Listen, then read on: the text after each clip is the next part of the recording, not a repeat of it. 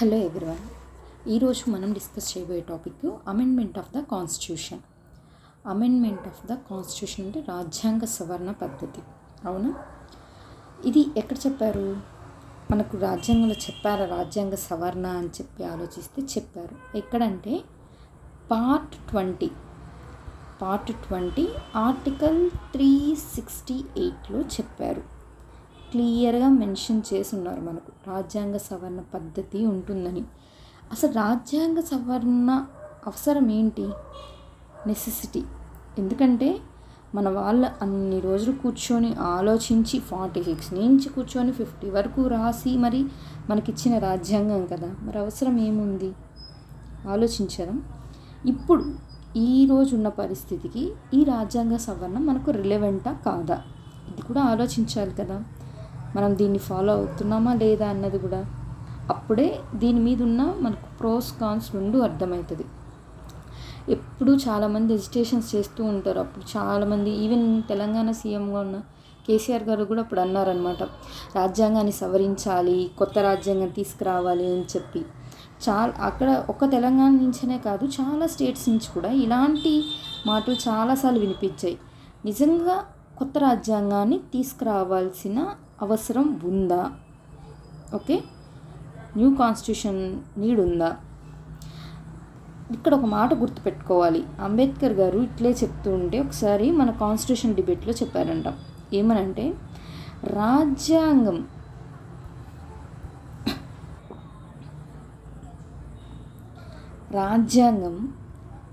మన భవిష్యత్ తరాలకి మనం ఒక దిక్సూచిలాగా ఇస్తున్నాం, కానీ అది ఎవరి చేతుల్లో ఉంటుంది అనే దాన్ని బట్టి దాని పనితీరు అనేది ఆధారపడి ఉంటుంది అని చెప్పారు. అంటే ఆయా ప్రభుత్వాల మీద, ఆయా పార్లమెంటు, స్టేట్ లెజిస్లేటివ్ అసెంబ్లీస్ మీద. ఇక్కడ ఇంకో విషయం కూడా చెప్పాలి. పార్లమెంటు, స్టేట్ లెజిస్లేటివ్ అసెంబ్లీస్ వీటికి ఏమైనా కాంట్రిబ్యూషన్ ఉందా అనే పాయింట్లో కూడా ఆలోచించాలి. ఓకే, ఇది కూడా చాలా క్లారిటీగా తెలుసుకోవాల్సిన పాయింట్. ఆయా టైంలో ఏర్పడిన పార్లమెంట్ మీద డిపెండ్ అయి ఉంటుందన్నమాట. ఏది? ఈ రాజ్యాంగ సవరణ పద్ధతి. ఇక్కడ పార్లమెంట్ అంటే లోక్సభ, ఎందుకంటే రాజ్యసభ డిజాల్వ్ అవ్వదు కాబట్టి. Okay, right. మనము ప్రీవియస్ వీడియోలో ఏం చూసాం? నేషనల్ ఎమర్జెన్సీ చూసాం కదా. ఆర్టికల్ 352 చూసినప్పుడు ఒకటి చెప్పాను, ఏంటి అమెండ్మెంట్స్ చేశారు అని. ఏంటి 38th అమెండ్మెంట్ ఒకటి, 42nd అమెండ్మెంట్, ఇట్లా చాలా చేశారు అని చెప్పాం. 42nd మినీ కాన్స్టిట్యూషన్ అని కూడా అంటారని కూడా చెప్పాను కదా. ఎందుకంటే అన్ని రాజ్యాంగ సవరణ చేశాయి. ఓకే, ఇప్పటికీ కొన్ని ప్రొవిజన్స్ ఇంకా స్టిల్ కంటిన్యూ అవుతున్నాయి. ఎట్లా? క్లాస్ 9 కానీ, 352లో ఉన్న క్లాస్ 9 కానీ, లేకపోతే క్లాస్ 1లో ఉన్న ఎనీ పార్ట్ అనేవి కానీ ఇవి కంటిన్యూ అవుతున్నాయి, కరెక్టే. బట్ ఒక విషయం గుర్తుపెట్టుకోవాలి. 38th అమెండ్మెంట్ నుంచి ఇక్కడ ఒక పెద్ద అలిగేషన్ వచ్చింది. ఏంటి? జ్యుడిషియల్ రివ్యూ అనే పవర్ న్యాయస్థానాలకి లేదు అని చెప్పి ఇక్కడ ప్రొవిజన్ పెట్టారు కదా. నిజంగా ఎంత ఆర్బిటరీగా ఉంది కదా. యునానిమస్గా మీరు ఆర్బిటరీ పవర్స్ అన్నీ సెంట్రల్ గవర్నమెంట్కి ఇచ్చినట్టే అయిపోతున్నారు. అప్పుడు మరి స్టేట్ గవర్నమెంట్స్ ఏం కావాలి? సరే, స్టేట్ గవర్నమెంట్ సరే, మరి పబ్లిక్ ఏ లా తెస్తే అదేనా అయిపోతుంది? దాని మీద చెక్ ఎవరు ఉన్నారు ఇక్కడ? మనకు సెపరేషన్ ఆఫ్ పవర్స్ అని అందుకే కదా పెట్టారు. ఆర్టికల్ 50లో ఉంది సెపరేషన్ ఆఫ్ పవర్స్. ఓకే, ఏం చెప్పారు? లెజిస్లేటివ్ తన పని తను చేస్తుంది. ఏంటి? శాసనాలు రూపొందించే పని. ఎగ్జిక్యూటివ్ దాన్ని ఇంప్లిమెంట్ చేసే పని. జ్యుడిషియరీ ఏం చేయాలి? జ్యుడిషియరీ ఈ శాసనాలు రాజ్యాంగానికి లోబడి ఉన్నాయా లేవా అని చెక్ చేసే బాధ్యత జ్యుడిషియరీకి ఉంది. ఇన్స్పైట్ ఆఫ్ ఏంటి? నార్మల్గా జ్యుడిషియరీ ఏం చేస్తుంది? ఏవైతే శిక్షలు, జరిమానాలు, ఇవన్నీ అది ప్రైమరీ డ్యూటీస్. మనం జ్యుడిషియరీకి వెళ్ళినప్పుడు, సుప్రీంకోర్టు, హైకోర్టు చదివినప్పుడు అక్కడ ఎక్స్క్లూజివ్గా చదువుదాం. ఇప్పుడు ఈ కంటెక్స్లో జ్యుడిషియరీ పని ఏంటి? చెక్ ఎవరు ఉన్నారు ఇక్కడ? జ్యుడిషియరీ ఉండాలి. బట్ ఆ జ్యుడిషియరీకి ఈ జ్యుడిషియల్ రివ్యూ అనే పవర్ లేదు అంటే మరి ఏం చేస్తున్నట్టు గవర్నమెంట్స్? అంటే వాళ్ళు ఏమనుకుంటే అది అయిపోతుందా? ఒకసారి థింక్ చేయండి. అసలు ఈ కాన్స్టిట్యూషనల్ అమెండ్మెంట్ అనే ఒక ఆర్టికల్ ఉండబట్టే కదా 38-42 తీసుకొచ్చారు, అవునా? కానీ ఇది ఏమైంది, నెగిటివ్ ఇంపాక్ట్ వచ్చింది, అంటే ప్రజల మీద నెగిటివ్ అయింది. ఈ నెగిటివ్ అప్పుడు కాన్స్టిట్యూషన్ అమెండ్మెంట్ అనే పార్ట్ పెట్టడం తప్పు అని వాదించాలా, లేకపోతే ఇదే కాన్స్టిట్యూషన్ అమెండ్మెంట్ని 44th అమెండ్మెంట్ 1978లో తీసుకొని వచ్చి చాలా ప్రొవిజన్స్ మార్చి అలాగే జ్యుడిషియల్ రివ్యూని అన్డ్యూ చేసేసారు. అంటే ఈరోజు ఏమైంది, 1978కి వచ్చేటప్పటికి అదే కాన్స్టిట్యూషన్ అమెండ్మెంట్ వల్లే కదా 44th అనే ఒక అమెండ్మెంట్ తీసుకురాగలిగారు. మళ్ళీ జనాలకి ఏ వ్యవస్థలకు వాటి ఇండిపెండెన్స్ అనేది ఇవ్వగలిగింది. మరి ఇప్పుడు పాజిటివ్ అనుకోవాలా చెప్పండి, ఇక్కడ నెగిటివ్ అనుకోవాలా, మీరు పాజిటివ్ అనుకోవాలా? అంటే ప్రొవిజన్ ఉంది, దాన్ని ఎలా యూజ్ చేస్తారు అన్నది అప్పటి ప్రభుత్వాల మీద ఆధారపడి ఖచ్చితంగా ఉంటుందని చెప్పడంలో ఎలాంటి డౌట్ ఉండదన్నమాట. ఎందుకంటే ఈ మధ్యన చాలా అలిగేషన్స్ వస్తున్నాయి. రీసెంట్ న్యూస్లో ఉన్నవి ఒక్కసారి థింక్ చేయండి, ఏమున్నాయి. యూసీసీ ఎలక్షన్స్ 24 ఎలక్షన్స్కి ముందు ఎంత బజ్ క్రియేట్ అయింది, 400+ వస్తే యూసీ తీసుకొస్తారు అన్నట్టుగా. అట్లా ఇప్పుడు జమిలీ ఎలక్షన్స్ బిల్లు కొన్ని స్టేట్ గవర్నమెంట్స్ ఏమో అపోజ్ చేస్తున్నాయి, కొన్ని బాడీస్ ఏమో ఎక్స్పెండిచర్ పాయింట్ ఆఫ్ వ్యూలో తీసుకురావాలని చెప్తున్నాయి. నెక్స్ట్ నారీ Shakti Adhiniyam, okay, 106th amendment ఎన్నో ఏళ్ళ నుంచి డ్రాగన్ అయ్యి మొన్నటికి అయ్యింది ఇది చెప్పాలంటే. కానీ దానికి ఇచ్చిన ప్రొవిజన్ ఏంటి, ఐ మీన్ ఏ ప్రొవిజన్ వాడుకొని రాగలిగింది, కాన్స్టిట్యూషన్ అమెండ్మెంట్ అయినా. నిజంగా నారీ శక్తి అధినియం తీసుకొని వచ్చి ఉమెన్కి రిప్రజెంటేషన్ పెంచాం కదా, ఆ విధంగా చూస్తే ఉమెన్కి సముచిత స్థానం ఇచ్చిన వాళ్ళమే అయినాం కదా, అప్పుడు కాన్స్టిట్యూషన్ అమెండ్మెంట్ మంచిదే కదా. ఎస్, సో కాన్స్టిట్యూషన్ అమెండ్మెంట్ అనేది బయాస్డ్ కాదు, ఎయిదర్ పాజిటివ్గా నెగిటివ్గా తీసుకోవడానికి. అది ఎవరి చేతుల్లో ఉందో అధికారం వాళ్ళ చేతుల్లో డిపెండ్ అయి ఉంటుంది. ఓకే, లైక్ నేషనల్ ఎమర్జెన్సీ లాగా నేషనల్ ఎమర్జెన్సీ ఇచ్చింది ఎందుకు, ఆ రోజు వార్ కానీ ఎక్స్టర్నల్ అగ్రెషన్స్ కానీ ఇలాంటివి వచ్చినప్పుడు మిమ్మల్ని మీరు కాపాడుకోండి అన్నట్టుగానే ఇచ్చింది. బట్ నెగిటివ్ జరిగింది ఇక్కడ, ఇంటర్నల్ డిస్టర్బెన్స్ అనే దగ్గర మళ్ళీ మార్చుకున్నాం. ఓకే, అంటే ఏదైనా ఒక ప్రొవిజన్ ఇచ్చింది కాన్స్టిట్యూషన్, దాన్ని ఎలా యూజ్ చేస్తారు అన్నది ఆయా రాజకీయ పరిస్థితుల మీద డిపెండ్ అయి ఉంటుంది. ఇది నేను చెప్పాలనుకున్నది ఇక్కడ. ఇక్కడ ఇంకో ఎగ్జాంపుల్ కూడా మీరు తీసుకోండి, ఏంటి, I mean what to say, BC national, ఎట్లా చెప్పాలంటే బీసీ కమిషన్ ఉంది కదా, దానికి కాన్స్టిట్యూషనల్ స్టేటస్ ఇచ్చామా, అవునా, 102లో. కానీ ఇస్తూ ఏమైంది, స్టేట్ పవర్స్ అన్ని రిప్రైవ్ చేశారా, లేదని చెప్పి ఏం చెప్పింది సుప్రీంకోర్టు, కొట్టేసిందా, అది రూల్ అవుట్ చేసేసింది. ఈవెన్ రివ్యూ పిటిషన్ కూడా యాక్సెప్ట్ చేయలేదు, అంతగా చెప్పిందనమాట సుప్రీంకోర్టు. ఏం చేసిన తర్వాత సెంట్రల్ గవర్నమెంట్ కామ్గా 105th తీసుకొచ్చింది, అవునా.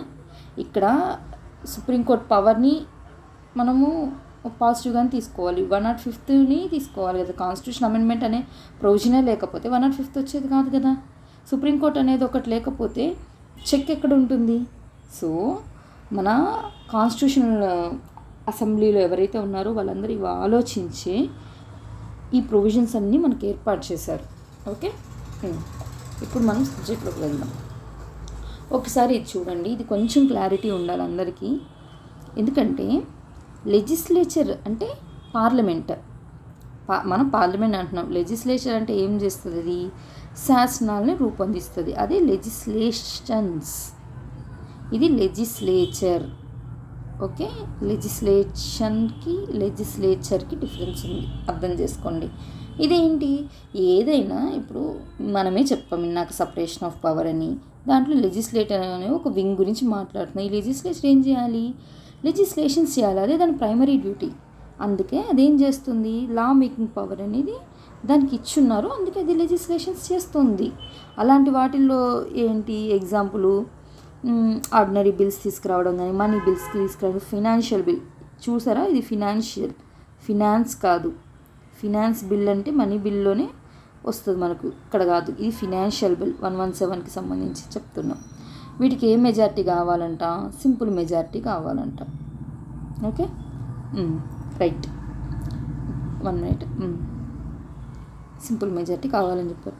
బట్ అపార్ట్ ఫ్రమ్ దట్ మీరు అబ్జర్వ్ చేస్తే 1946లో మనకు కాన్స్టిట్యూషన్ అసెంబ్లీ అనే దాని గురించి మనం మాట్లాడుకున్నాం. తర్వాత 1950 వరకు మనకి ఎగ్జిస్టెన్స్లో ఉంది కదా.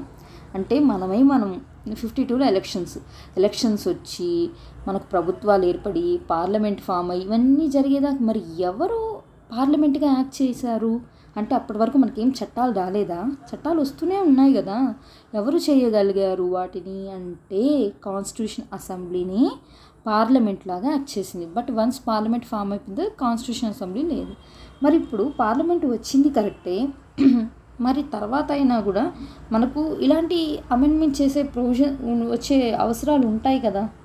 అందుకనే ఏం చేశారంటే ఈ పార్లమెంట్కే కాన్స్టిట్యూయెంట్ పవర్ అనే దాన్ని ఇచ్చారు. ఇది చాలా చాలా ఇంపార్టెంట్ అయిన పదం, గుర్తుపెట్టుకోండి, కాన్స్టిట్యూయెంట్ పవర్. ఓకే, ఈ కాన్స్టిట్యూయెంట్ పవర్ అంటే ఏంటి? అమెండ్ ద కాన్స్టిట్యూషన్ అమెండ్ చేయగలరు. ఎలా చేయగలరు? వెళ్ళేసి నేను అమెండ్ చేసేస్తాను కాన్స్టిట్యూషన్ అంటే అవుతుందా? అవ్వదు కదా. దానికంటూ కొన్ని పద్ధతులు అంటే ఏంటి? నథింగ్ బట్ మీరు పబ్లిక్ అంటే మనం పబ్లిక్గా ఏం చేస్తున్నాము? డైరెక్ట్ ఎలక్షన్ ఎమ్మెల్యేకి మనమే ఎన్నుకుంటున్నాం, లోక్సభ ఎంపీకి మనమే ఎన్నుకుంటున్నాం, అవునా? వీళ్ళు మన రిప్రజెంటేటివ్స్ అంటే ఇండైరెక్ట్గా మనల్ని రిప్రజెంట్ చేస్తున్నారు వీళ్ళు.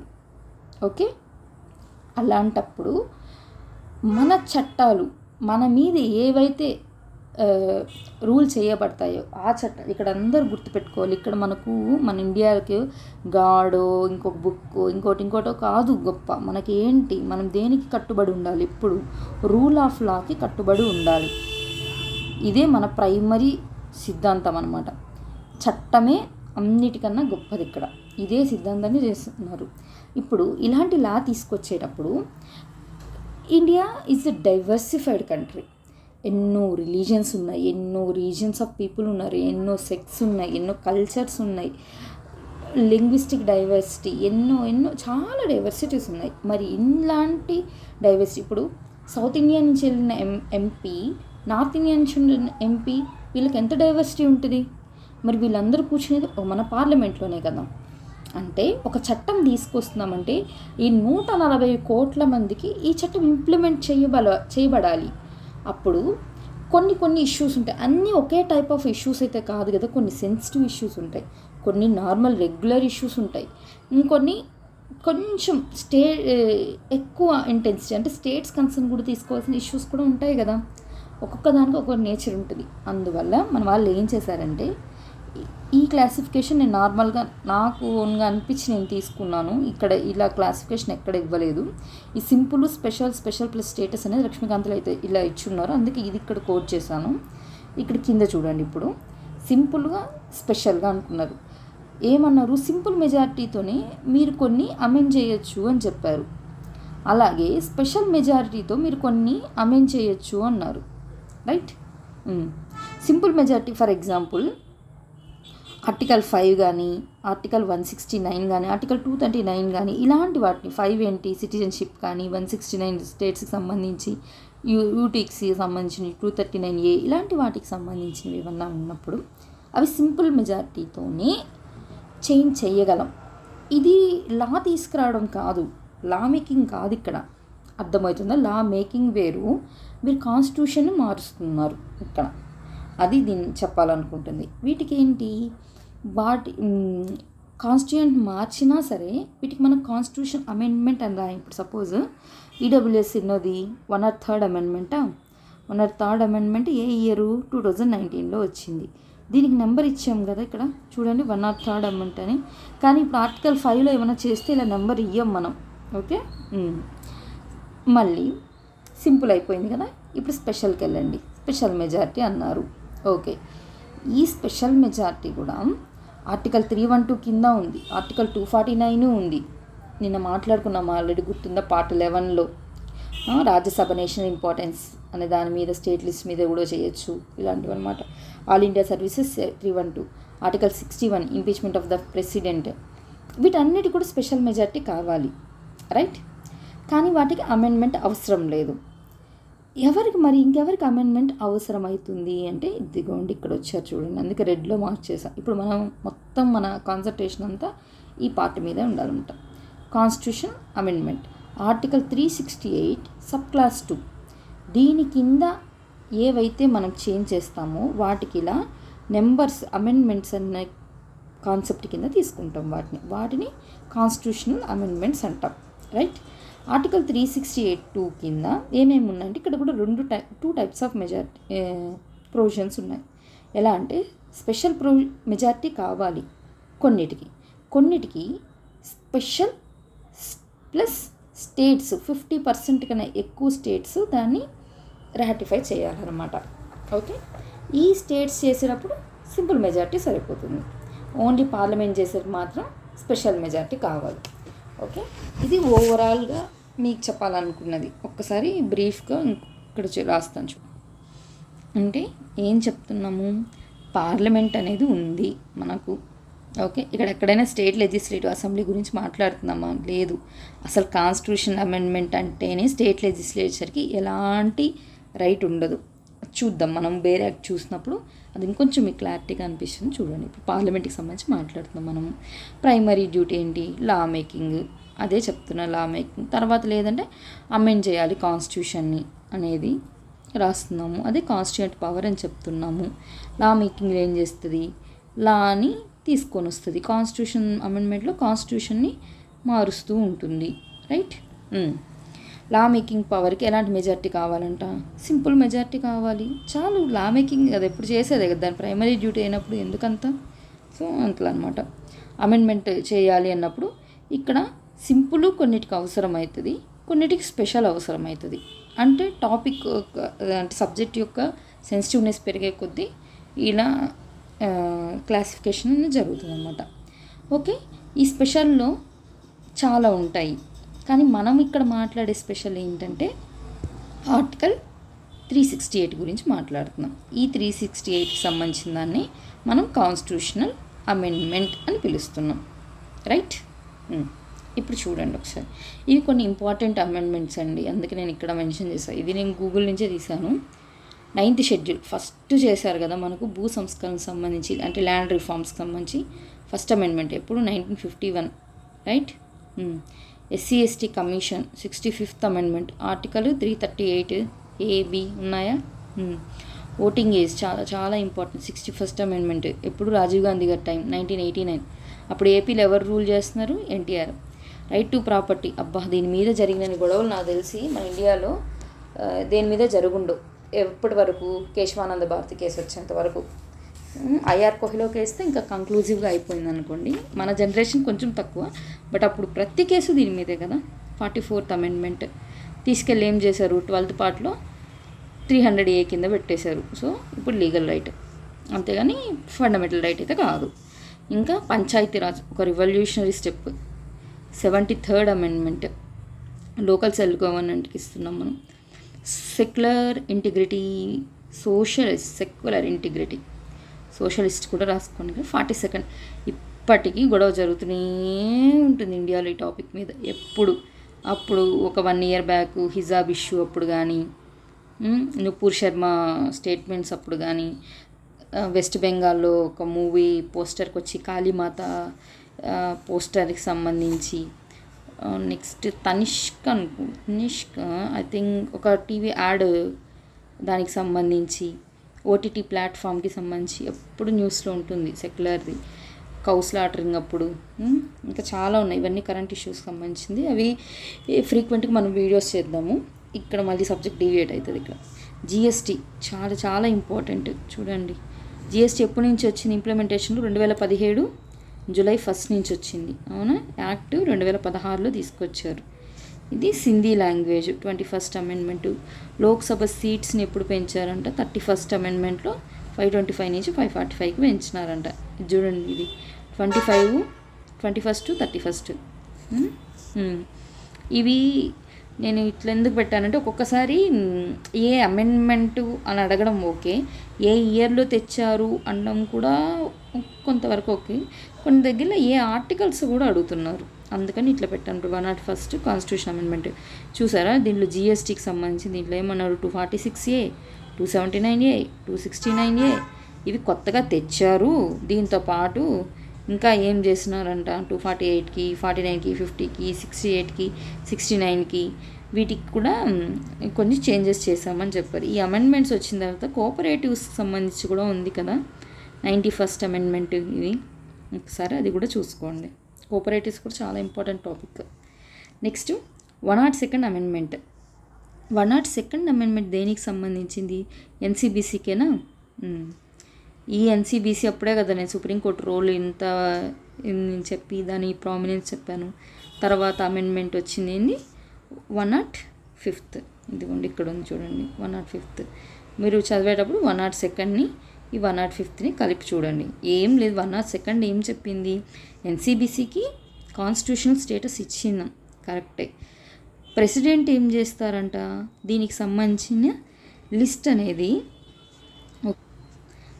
ప్రిపేర్ చేస్తారు అని చెప్పారు. అలాగే పార్లమెంట్ ఏం చెప్పారు, దానికి సంబంధించిన లా చేయగలదు అని చెప్పింది. ఇక్కడ ఎవరు పోయారు, స్టేట్స్కి తన పవర్స్ అనేది డిప్రైవ్ అయింది. అందుకనే ఏం చెప్పింది సుప్రీంకోర్టు, స్టేట్స్ పవర్ని మీరు తీసేసుకోవడం కరెక్ట్ కాదు, మీరు దీన్ని చెల్లుబాటు కాదు అన్నట్టు చెప్తే అప్పుడు మళ్ళీ ఈ అమెండ్మెంట్ తీసుకొచ్చారు. అఫ్కోర్స్ సెంట్రల్ గవర్నమెంట్ అప్పుడు రివ్యూ పిటిషన్ కూడా ఫైల్ చేసింది. బట్ సుప్రీంకోర్టు యాక్సెప్ట్ చేయలేదు, డిస్మిస్ చేసింది, కనీసం తీసుకోలేదు. ఇదిగోండి ఎస్సీబీసీస్ మళ్ళీ సేమ్గా అట్లే చేశారు. అందుకే మీరు చదివేటప్పుడు 102ని 105ని కలిపి చదువుకోవాలి. రైట్. 102 ఎప్పుడు తెచ్చారు, 2018 టైంలో తీసుకొచ్చారు. 105th 2021లో, అంటే 3 ఏళ్ళ తర్వాత తెచ్చారు. ఇదే 105th చదివేటప్పుడు మీరు మరాఠా రిజర్వేషన్స్ కాన్సెప్ట్ కూడా చదివితే ఇంకొంచెం క్లారిటీ ఉంటుంది అనమాట.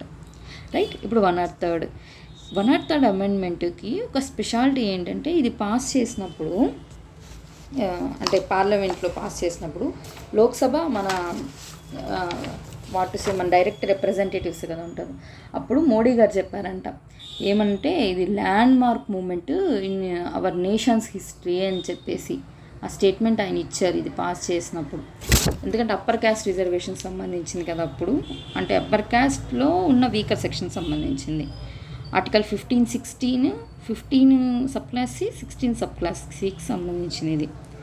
Next 104th amendment. 104th ఏముంది, ఎస్సీ ఎస్టీలకి రిజర్వేషన్ ఇంకో 10 years పెంచాము. ఆంగ్లో ఇండియన్స్ ఉన్న రిప్రజెంటేషన్ సంబంధించిన రిజర్వేషన్ ఉంది కదా, అది తీసేసాము అని చెప్పారు. ఆ 2 సీట్లు లేవు అని చెప్తున్నారు. నెక్స్ట్ ఇది గూగుల్ నుంచే తీసుకుంది, Nari Shakti Adhiniyam. 106th amendment. Okay, 106th amendment సంబంధించింది. ఇవి కొన్ని ఏరియాస్ మీకు కోట్ చేయడానికి బాగుంటుంది కదా అని ఇది ఇలాగే పెట్టాను అనమాట. జెండర్ గ్యాప్ రిపోర్ట్ కానీ, వరల్డ్ ఎకనామిక్ ఫోరం సంబంధించి వీటికి సంబంధించి ఇది కూడా ఒకసారి చూసుకుని టైం ఉంటే కీ చేంజెస్ అంటే 2008లోకి 2023లోకి ఏంటి డిఫరెన్స్. 23లో పాస్ అయింది, అప్పుడు పాస్ కాలేదు కదా, మరి ఏం జరిగింది అన్నది. ఏమేమి అమెండ్మెంట్స్ అంటే ఆర్టికల్స్ ఇన్సర్ట్ చేశారంటే వీటికి సంబంధించినవి అనమాట.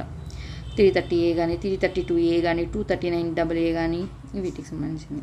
ఓకే, ఇవి కాన్స్టిట్యూషన్ అమెండ్మెంట్ అనే ఒక ఆర్టికల్ ఉండడం వల్ల ఇవన్నీ చేయగలిగింది ఇప్పటికీ కాన్స్టిట్యూషన్లో అనమాట. అందుకే ఈ టాపిక్ ఎట్ సైడ్ కూడా ఇంపార్టెంట్. అంటే మీకు కాన్స్టిట్యూషన్ అమెండ్మెంట్ అనేది Indian constitution blend of flexible and rigid constitution అన్నప్పుడు అయినా చెప్పచ్చు. లేకపోతే ఎప్పటికీ మన స్టాటిక్గానే ఉంటుందా, మనం ఏమి డైనమిక్గా మార్చమా అంటే ఎప్పుడో 60 ఏళ్ళ ముందు తెచ్చింది కూడా ఇప్పుడున్న సొసైటీకి అదే మీరు ఇంప్లిమెంట్ చేయాలనుకుంటున్నారా అంటే మీరు అంత కన్జర్వేటివ్గా లేదే. మనము ఇప్పటికి ఎన్నోది మన కాన్స్టిట్యూషన్ అమెండ్మెంట్ 106th అమెండ్మెంట్కి వచ్చినాము అంటే అర్థం ఏంటి, మనకు వచ్చిన 1950లో వచ్చిన అప్పటి నుంచి మళ్ళీ మనం 106 సార్లు మారుస్తున్నాం అంటే మన సొసైటీకి తగినట్టు మార్చుకుంటున్నాం. Okay, right. ఓకే, ఇప్పుడు ఫస్ట్ పార్ట్ ఏంటి, లా మేకింగ్ పవర్ కదా. లా మేకింగ్ పవర్కి సంబంధించిన కొన్ని ఆర్టికల్స్ చూడండి. ఆర్డినరీ బిల్స్కి లా మేకింగ్ పవర్ కింద బిల్స్ పాస్ చేస్తుంది. దానికి ఏంటి 107(2) చూడండి. Subject to the provisions of article 108 and 109 a bill shall not be deemed to have been passed by the houses of the parliament unless it has been agreed by both the houses, either without amendment or with such amendments only as agreed to by both the houses. అంటే ఇక్కడ ఏమంటున్నాడు, bill 108 కానీ 109 కానీ కానప్పుడు, అంటే joint సిట్టింగ్కి సంబంధించింది కానీ లేకపోతే మనీ బిల్స్ సంబంధించింది కానీ కానప్పుడు అదేంటి, have been passed by both the houses of parliament, ఇద్దరితోనే పాస్ అవ్వాలి అంటున్నాడు. Unless it has been agreed by both the houses either without amendment or with such amendments only as agree to both the houses. ఒకవేళ amendments ఉన్నప్పటికీ అది కూడా 2 హౌసులు కూడా దాన్ని accept చేయాలి అంటున్నారు. అప్పుడే దాన్ని చట్టంలాగా తీసుకుంటామని చెప్పడం దీని ఉద్దేశం. అంటే ఏంటి, మీరు ఏం చేసినా 2 హౌసెస్తో పాస్ చేయాలి అని అర్థం. ఓకే, నెక్స్ట్ కోర్స్ ఇది ఇప్పుడు ఇక్కడ ఎందుకు అనుకోవచ్చు, నేనేమనుకుంటున్నానంటే ఒక్కొక్క టాపిక్ లాగా చేస్తే అన్నిటికీ ఒక లింక్ ఏముందనేది అర్థం కావట్లేదు, కన్ఫ్యూజ్ అవుతున్నారు. అందుకని నేనేంటి అన్నీ ఒకే దగ్గర ఒక ఇంటిగ్రేటెడ్గా లెంత్ అయినా పర్లేదు చేద్దాం అనుకున్నాను అనమాట. దీనికి ఏం కావాలి, నార్మల్ సింపుల్ మెజారిటీ కావాలని ఆల్రెడీ చెప్పాము. అదే సింపుల్ మెజారిటీ ఎంత చూద్దాం ఒక 2 minutesలో. నెక్స్ట్ మనీ బిల్కి ఖచ్చితంగా సింపుల్ మెజారిటీతోనే కావాలి. ఎందుకంటే మనీ బిల్ ఎంత ఎమర్జెన్సీ, అలాంటి ఎమర్జెన్సీగా ఉన్న ఇష్యూని కాంప్లికేట్ చేస్తా కూర్చుంటామా, లేదు కదా. అది డే టు డే గవర్నెన్స్ మీద ఎఫెక్ట్ పడుతుంది కాబట్టి ఈజీగా తొందరగా పంపించాలని చూస్తాము. సో 109 సబ్ క్లాస్ 2 నుంచి 5 వరకు చూడండి, ఇవన్నీ మనీ బిల్కి సంబంధించిన ప్రొవిజన్సే. ఒకసారి 109 సబ్ క్లాస్ 2 చూడండి, కొంచెం స్పీడ్గా చదువుతాను, ఇవన్నీ మీకు చాలా ఫెమిలియర్గా ఉంటాయి కదా, బట్ క్లారిటీ ఉండడానికి నేను ఇక్కడ పెట్టాను అంతే. After a money bill has been passed by the both the houses of by the house of people అంటే Lok Sabha, it shall be transmitted to the Council of States for its recommendations. అంటే council of state recommendation అన్నాడు, ఇక్కడ pass చేయమని అనట్లేదు. And the council of states shall within a period of ఎంత 14 days చెప్పారు కదా, 14 days అని.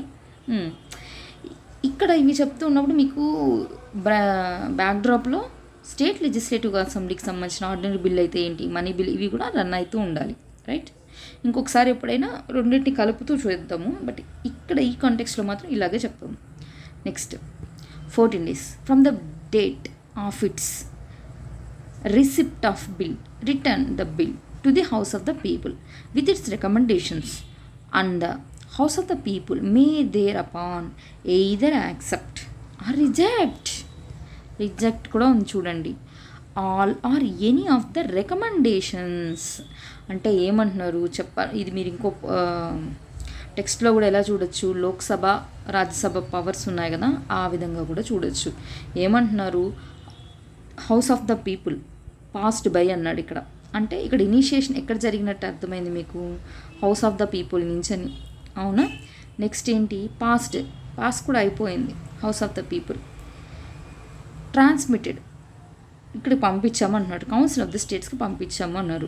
ఏమన్నారు, 14 days, దీనికి మళ్ళీ టైం పీరియడ్ పెట్టారు. మామూలుగా అయితే టైం పీరియడ్లు ఇవన్నీ చెప్పాం కదా, బట్ 14 days చెప్పారన్నమాట.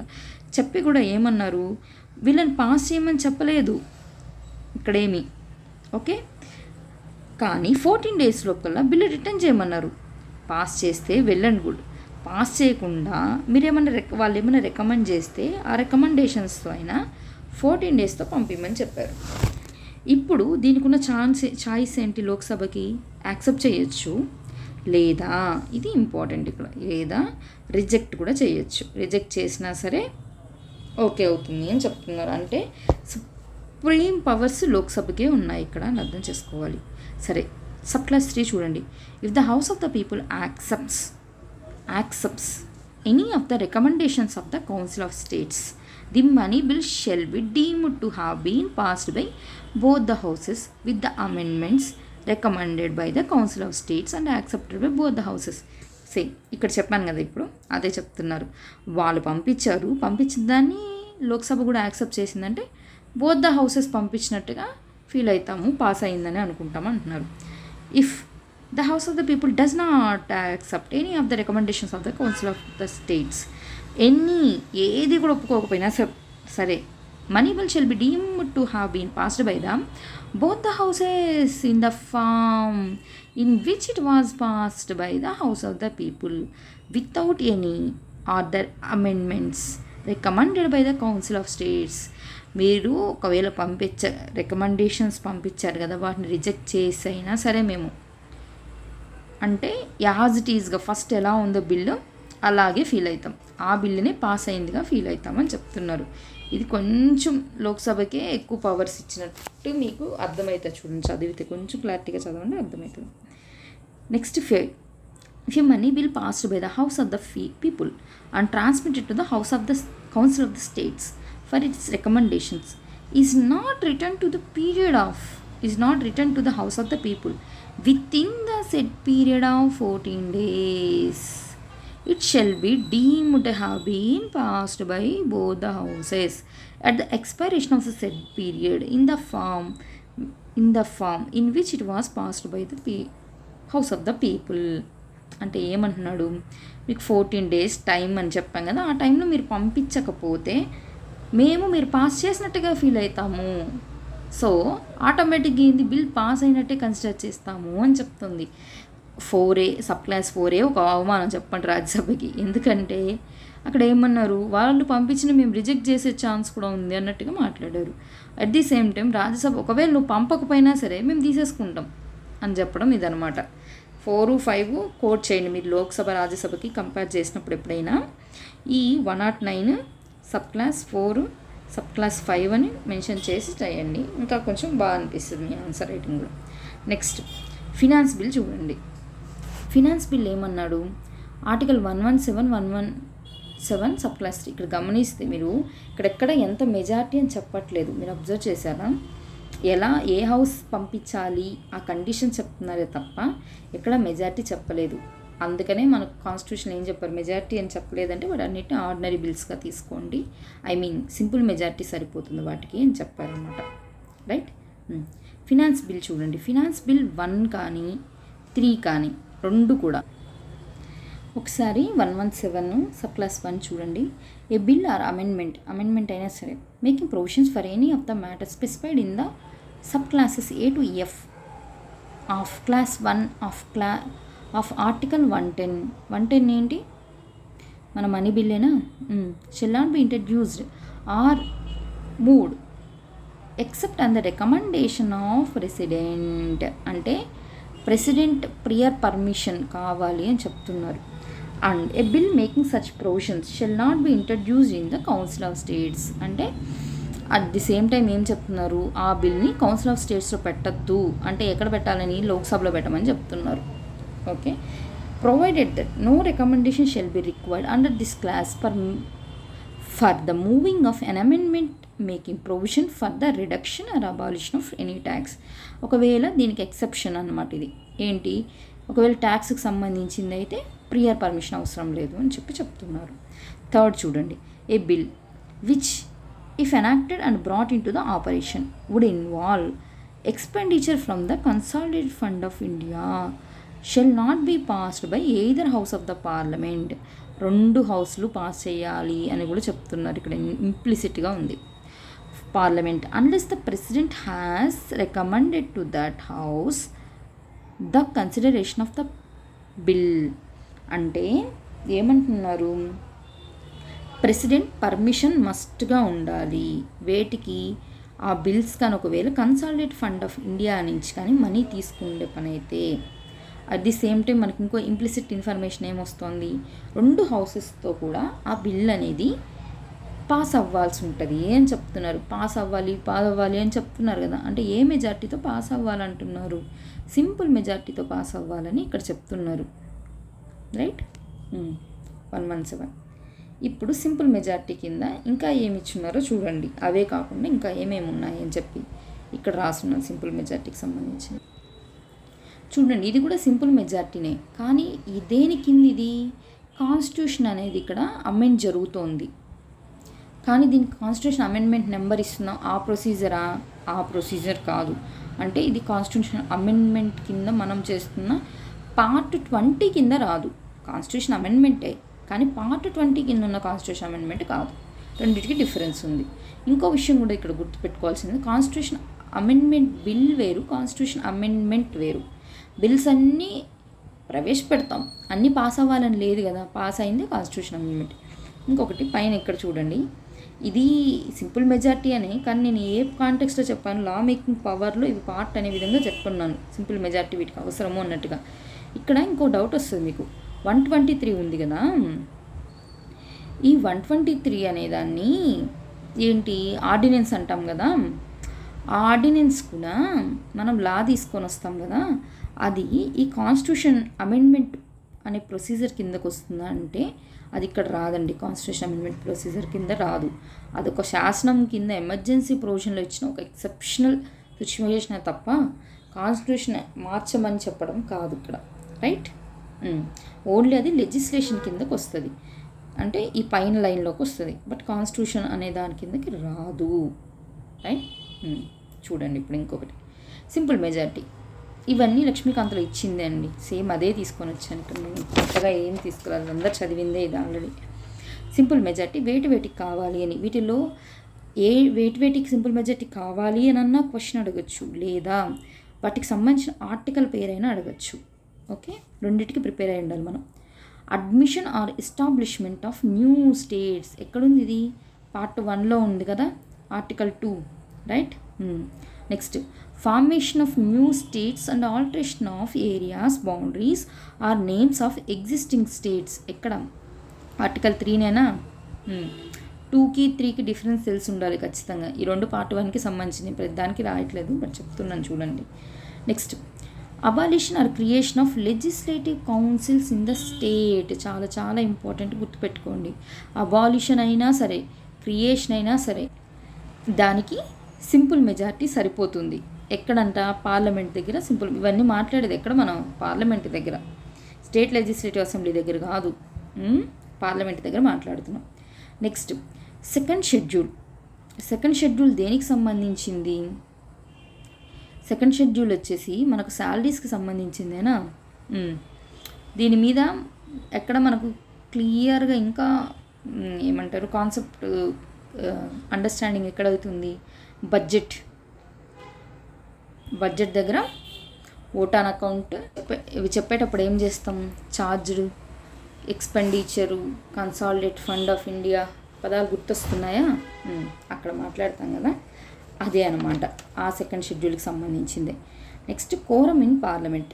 ఏ ఆర్టికల్ ఇది, కోరం ఇన్ పార్లమెంటు ఆర్టికల్ 100. దీనికన్నా ఎంత కోరం అనేది ఇంపార్టెంట్, 10% ఉండాల్సింది. ఈ 10% ఇంక్లూడింగ్ స్పీకరా, yes including speaker. Next, salaries and allowances of the members of parliament. అంటే గమనించండి, శాలరీస్ అండ్ అలవెన్సెస్ అనేది ఇక్కడ సెకండ్ షెడ్యూల్ కింద లేవు ఎవరికి, పార్లమెంట్ వాళ్ళకి. కానీ స్టేట్ లెజిస్లేటివ్ కూడా అంతే, వాళ్ళకి కూడా సెకండ్ షెడ్యూల్ కింద కాదు అది. వాళ్ళకి కూడా ఏంటి, పార్లమెంటే చట్టాలు చేసుకోవచ్చు, స్టేట్స్ కూడా చట్టాలు చేసుకోవచ్చు. అందుకే అప్పుడు first term, I think second term అనుకుంటా, తెలంగాణలో కూడా ఇదే రిజల్యూషన్ పాస్ చేసి అందరికన్నా హయ్యెస్ట్ శాలరీస్ ఎవరికంటే అప్పుడు రిప్రజెంటేటివ్స్ కానీ కూడా ఒక చిన్న కమెంట్ చేస్తూ ఉండేవాళ్ళు. Next, rules of procedure in parliament. ఏది 118ఏనా. నెక్స్ట్, శాలరీస్కి సంబంధించిన ఆర్టికల్ ఏంటి, 106. Privileges of the parliament, its members and its committees. Committees గురించి కూడా చెప్తున్నారు. ఏది 105ఏనా. Use of English language in parliament. ఇది కూడా కొంచెం గుర్తు పెట్టుకోవడానికి ట్రై చేయండి. Use of English, article 120. Number of puisne judges in supreme court. Okay. Next, conferment of more jurisdiction on the supreme court. Okay. Next, use of official language. దీని article ఏంటి, article 1 official language 343. ఇది గుర్తుపెట్టుకొని try చేయండి. Next, ఇక్కడ more jurisdiction supreme court చెప్పాం కదా, ఈ supreme కోర్టుకి వచ్చేసి ఆర్టికల్ వచ్చేసి 139. Next, citizenship acquisition and termination కొంచెం గుర్తుపెట్టుకోవడానికి ట్రై చేయండి. కాన్స్టిట్యూషన్ అమెండ్మెంట్ తీసుకొచ్చాం కదా సిఏఏ, దానికి సంబంధించి అనమాట. ఇది కూడా కొంచెం న్యూస్లో ఉంది కాబట్టి గుర్తుపెట్టుకోండి. Next elections to the parliament and state, ఇది ఎక్కడ పార్ట్ 2 కదా సిటిజన్షిప్. ఎక్కడి నుంచి article 5 to 11. Election to the parliament and state legislatures, state కూడా మాట్లాడుతున్నారు ఇక్కడ, అబ్జర్వ్ చేయండి. ఎంత article 324 sub clause 1 election commission of ఇండియాకి సంబంధించిందేనా. Next delimitation commission, most favourite topic క్వశ్చనర్కి. Section 82, sorry article 82. సెక్షన్స్ అంటున్నాను చూడండి, సెక్షన్స్ ఇక్కడ రావు, అవి యాక్ట్స్లో వస్తాయి. ఇవి ఆర్టికల్స్ కాన్స్టిట్యూషన్లో వస్తాయి. 82, 83 సబ్ క్లాస్ 2 దేనికి సంబంధించింది కింద మెన్షన్ చేయండి. Okay, coming to the point. Union territories ఎక్కడి నుంచి ఉన్నాయి? 239 నుంచి 241కు ఉన్నాయా? 241 వరకు. నెక్స్ట్ యూనియన్ టెరిటరీస్ 239 నుంచి 240 వరకు. ఓకే, ఫిఫ్త్ షెడ్యూల్ చూడండి. 5th షెడ్యూల్ దేనికి సంబంధించింది? సెన్సిటివ్ ఏరియాస్ అని నేను నేషనల్ ఎమర్జెన్సీ అప్పుడు కూడా చెప్పాను. Schedule areas, schedule tribes. 6th schedule administration of tribal areas. ఏవి? ఏఎంటీఎం, అస్సాం, మేఘాలయ, త్రిపుర, మిజోరం. ఇక్కడ షెడ్యూల్స్ గమనిస్తే మీరు సార్ట్ అవుట్ చేసుకోవాలి. చిన్న ఒక షార్ట్ నోట్స్ లాగా ప్రిపేర్ చేసుకోండి. ఎట్లా అంటే వీళ్ళు వచ్చేసి ఏమన్నారు, కొన్ని షెడ్యూల్స్ గురించి మాట్లాడారు. ఇక్కడ 2nd షెడ్యూల్ గురించి మాట్లాడారా. నెక్స్ట్ ఇక్కడ 5th షెడ్యూల్ గురించి మాట్లాడారా. ఇక్కడ 6th షెడ్యూల్ గురించి మాట్లాడారా. నెక్స్ట్ హిట్ ఏరియా ఏంటి? ఎలక్షన్స్ టు పార్లమెంట్, దేనికి ఎంత మెజార్టీ? సింపుల్ మెజార్టీతోనే. డీలిమిటేషన్, అది కూడా సింపుల్ మెజార్టీ సరిపోతుంది. ఓకే, శాలరీస్ అన్నప్పుడు 2nd షెడ్యూల్. ఓకే, పార్లమెంట్ వాళ్ళది కూడా ఇదే అనుకోండి. Next states formation, AP reorganisation act. AP తెలంగాణకి మోస్ట్ ఇంపార్టెంట్ టాపిక్. నెక్స్ట్ చాలా చాలా ఇంపార్టెంట్ చూడండి, abolition or creation of legislative councils. ఇది కూడా అనమాట. నేను abolition creation of legislative councils article 169 రాశాను కదా, మిస్ అయినట్టుంది. ఓకే, 169. ఇవి ఇంపార్టెంట్, ఒకసారి చూసుకోండి. వీటన్నిటికీ సింపుల్ మెజార్టీ సరిపోతుంది. ఇవి బై హార్ట్ చేయాలి. మీకు ఎప్పుడు అడిగినా ఇవి చెప్పే విధంగా ఉండాలన్నమాట. మళ్ళీ చూసుకోకూడదు ఈ టాపిక్ని. ఓకే, ఇప్పుడు దాకా నేను థియరిటికల్గా చెప్పాను కదా, ఒక్కసారి ప్రాక్టికల్గా చూడండి ఏంటి అని చెప్పి క్లారిటీ వస్తుంది. అబ్సల్యూట్ మనకు ఏమేమి మెజార్టీస్ ఉన్నాయంటే, మామూలుగా మెజార్టీ అంటున్నాము, వర్డింగ్స్లో చెప్తున్నా, కానీ రియలిస్టిక్గా అంటే ఎట్లా పాస్ అవుతుంది బిల్ అనేది అయితే మనకు ఇక్కడెక్కడ మెన్షన్ చేయలేదు కదా ఇందాక నుంచి, అందుకని ఇక్కడ మెన్షన్ చేశాను అనమాట. అన్నీ ఒక దగ్గరగా ఉంటుంది అన్నట్టుగా. నేను ఇది చూడండి ఒకసారి, అబ్సల్యూట్, ఎఫెక్టివ్, సింపుల్, స్పెషల్ అని మెన్షన్ చేశాను కదా. ఇది చూసే ముందు ఒక చిన్న క్లారిటీగా చెప్పాల్సింది ఏంటంటే, ఓకే మెజార్టీస్ ఉన్నాయి కదా, ఈ మెజార్టీస్ వేసేటప్పుడు ఎట్లా తీసుకుంటారు, కౌంట్ చేస్తారు? స్పీకర్ ఏమన్నా పోయి లేకపోతే చైర్మన్ ఏమన్నా పోయి ప్రతి ఒక్కరిని పోయి కౌంట్ చేస్తారా? లేదు కదా. ఎట్లా అంటే ఇది పేపర్లో కూడా చాలాసార్లు లాంగ్వేజ్ వాడుతూ ఉంటారు. ఏమంటారంటే వాయిస్ ఓట్స్ అంటారు.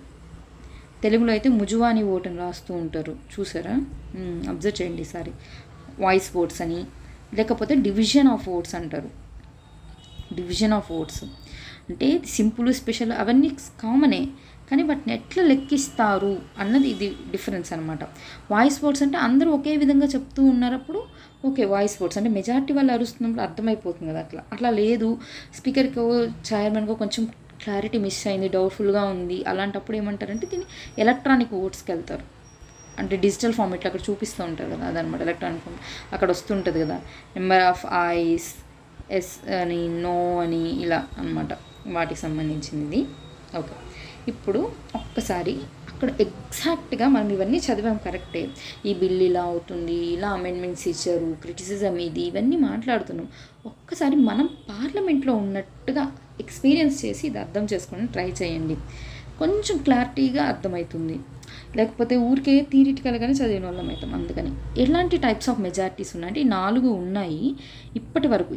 అంటే లెజిస్లేటింగ్ మేకింగ్ పవర్స్ అలా చూసినా, లేకపోతే అమెండ్మెంట్ ఆఫ్ ద కాన్స్టిట్యూషన్ చూసినా మనం 2 మెజారిటీ గురించి ఎక్కువ మాట్లాడతాం, సింపుల్, స్పెషల్. ఒకవేళ వీడియో కొంచెం బెటర్గా లెంత్ మరీ ఎక్కువ కాదనుకుంటే ఈ 2 గురించి కూడా మాట్లాడదాం, అబ్సల్యూట్, ఎఫెక్టివ్ ఎక్కడెక్కడ వస్తాయని. బట్ లెంత్ ఎక్కువైతే మాత్రం ఈ 2 అయితే మాత్రం ఖచ్చితంగా కన్ఫైన్ అయ్యి మాట్లాడతాం ఇక్కడ. ఒకసారి చూడండి, లోక్సభ, రాజ్యసభ, మనకు 2 హౌసెస్ ఉన్నాయి. ఏంటి? లోక్సభ, రాజ్యసభ, అవునా? జాగ్రత్తగా గమనించండి. లోక్సభ 545, మామూలుగా 552, మనం 545 ఇప్పుడు ఉంది కాబట్టి అదే తీసుకుందాం, 545 అనుకుందాం. ఇది ఇల్లస్ట్రేషనే అనమాట. నేనేమనుకున్నా, ఉన్న వాళ్ళందరూ వస్తారు కన్నా అన్నీ ఫిలప్ అయ్యాయి అని అనుకుంటామా? కొంతమంది బై ఎలక్షన్స్కి పోవచ్చు, కొంతమంది చనిపోవచ్చు, తర్వాత ఇంకేదైనా ఉండొచ్చు, లేకపోతే పోలింగ్ బూత్ రిగ్గింగ్ వల్ల ఏమన్నా వేకెన్సీలు ఉండొచ్చు, నోటిఫికేషన్ ఎట్టు రిలీజ్ అయి ఉండొచ్చు, అలా ఏవైనా రీజన్ అవ్వండి, వేకెన్సీ అయి ఉండొచ్చు. ఓకే, అవి 3 ఉన్నాయి అనుకుంటున్నా. అంటే 542 మెంబర్స్కి అయితే ఉంది. కానీ దాంట్లో 22 మంది అందరూ ప్రతిసారి, ఇప్పుడు సంవత్సరం అంతా ఏం పార్లమెంట్ ఉండదు, కానీ ఉన్న రోజుల్లోనే ప్రతిరోజు అటెండ్ అవుతారు. ఇప్పుడు మనం ఉంటాం, ప్రతిరోజు క్లాస్కి పోతామా? ఏమన్నా పోం కదా, అట్లనే వాళ్ళు కూడా కదా, సో ఆబ్సెంట్ అవుతారు కదా. అట్లా ఆ రోజుకి 22 మంది అబ్సెంట్ అయిపోయారు అనుకుందాం. అది ఆ రోజు అంటున్నాను, అబ్జర్వ్ చేయండి. ఆ సెషన్ అంతా అని చెప్పట్ల నేను, ఏ రోజైతే బిల్లు జరుగుతుందో ఆ రోజు ఆబ్సెంట్ అయి ఉండొచ్చు. ఆబ్సెంట్ అయ్యాక ఎంతమంది ప్రజెంట్ అయినట్టు అర్థము? ఆబ్సెంట్ ఇంతమంది అయ్యారంటే 520 మంది ప్రజెంట్ అయ్యారు. ఓకే, 545, దాంట్లోంచి 3 తీసేసేయండి, 22 మంది ఆబ్సెంట్ అయ్యారు. మొత్తం ఇప్పుడు ఎంతమంది ఉన్నారు? 520 మంది ఉన్నారు. ఈరోజు సెషన్ స్టార్ట్ అయింది ఎప్పుడు అనుకుందాం? 2024 డిసెంబర్. ఈరోజు డేట్ అంతా 15వ తేదీ. ఈరోజు ఇంతమంది ఉన్నారు అనుకుందాం సెషన్లో. వాళ్ళలో ప్రజెంట్ అయిన వాళ్ళు, ప్రజెంట్ ఓటు అందరూ చాలా ఏమంటారు, 1 సెకండ్, అందరూ వచ్చిన వాళ్ళందరూ ఓట్ వేయాలని లేదు కదా. కొంతమంది అబ్స్టైన్ చేయొచ్చు, దాన్ని ఓట్ వేయకుండా ఉండొచ్చు, దాన్ని అబ్స్టైనింగ్ అంటాం. అలా కూడా ఉన్నారనుకుందాం. అలా ఎంతమంది? ఒక 20 మంది ఉన్నారు అనుకుందాం. మొత్తం ఇప్పుడు ఎంతమంది? 500 మంది. 520 మంది ప్రజెంట్ అయ్యారు, 20 మంది ఓట్ వేయలేదు, కాబట్టి 500 మంది ప్రజెంట్ అండ్ ఓటింగ్. ఓకే, వీళ్ళల్లో మనం ఏం చేయాలి? Simple majority. సింపుల్ మెజారిటీ అంటే అర్థం ఏంటంటే 50% of the present plus voting plus 1.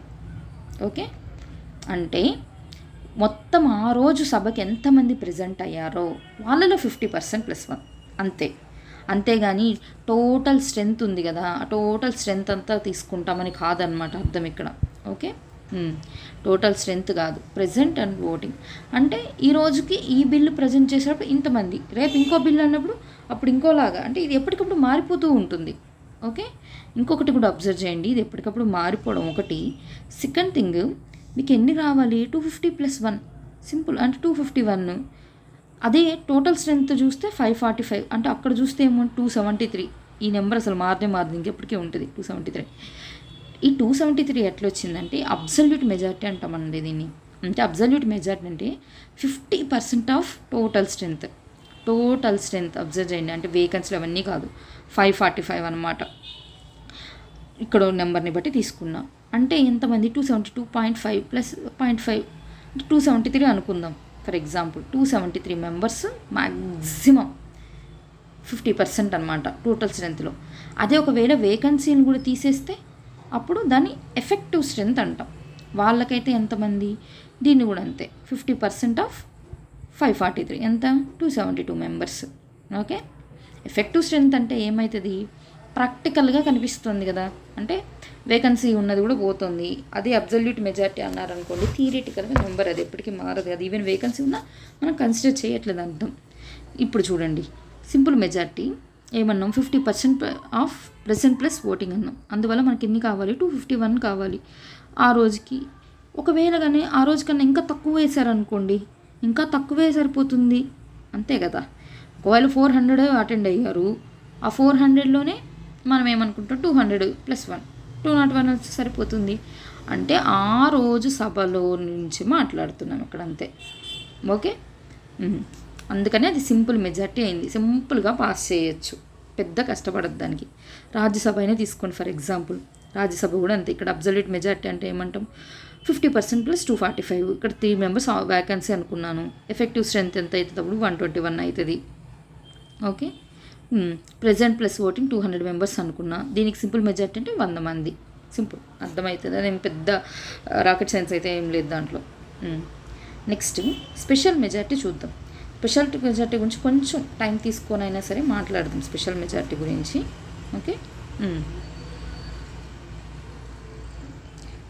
Okay, simple మెజారిటీకి కొన్ని ఎగ్జాంపుల్స్ ఇంకొంచెం బెటర్ అండర్స్టాండింగ్ కోసం పెట్టాను చూడండి. ఒక ఎగ్జాంపుల్ తీసుకుందాం. లోక్సభలో ఇప్పుడు 545, ఇక్కడ ఎక్కడ నేను 545 మార్చట్లేదండి, ఒక్కొక్క ఎగ్జాంపుల్ ఒకటి తీసుకోవచ్చు, కానీ నేను ఒకే నెంబర్తో తీసుకుంటేనే క్లారిటీ ఎక్కువ ఉంటుందని ఈ నెంబర్ తీసుకున్నా. 3 మెంబర్స్ వేకెన్సీ, 22 ఆబ్సెంట్, ప్రజెంట్ 520 అనుకున్నా. ఓకే, నేను ఐడియల్ కండిషన్ తీసుకున్నా.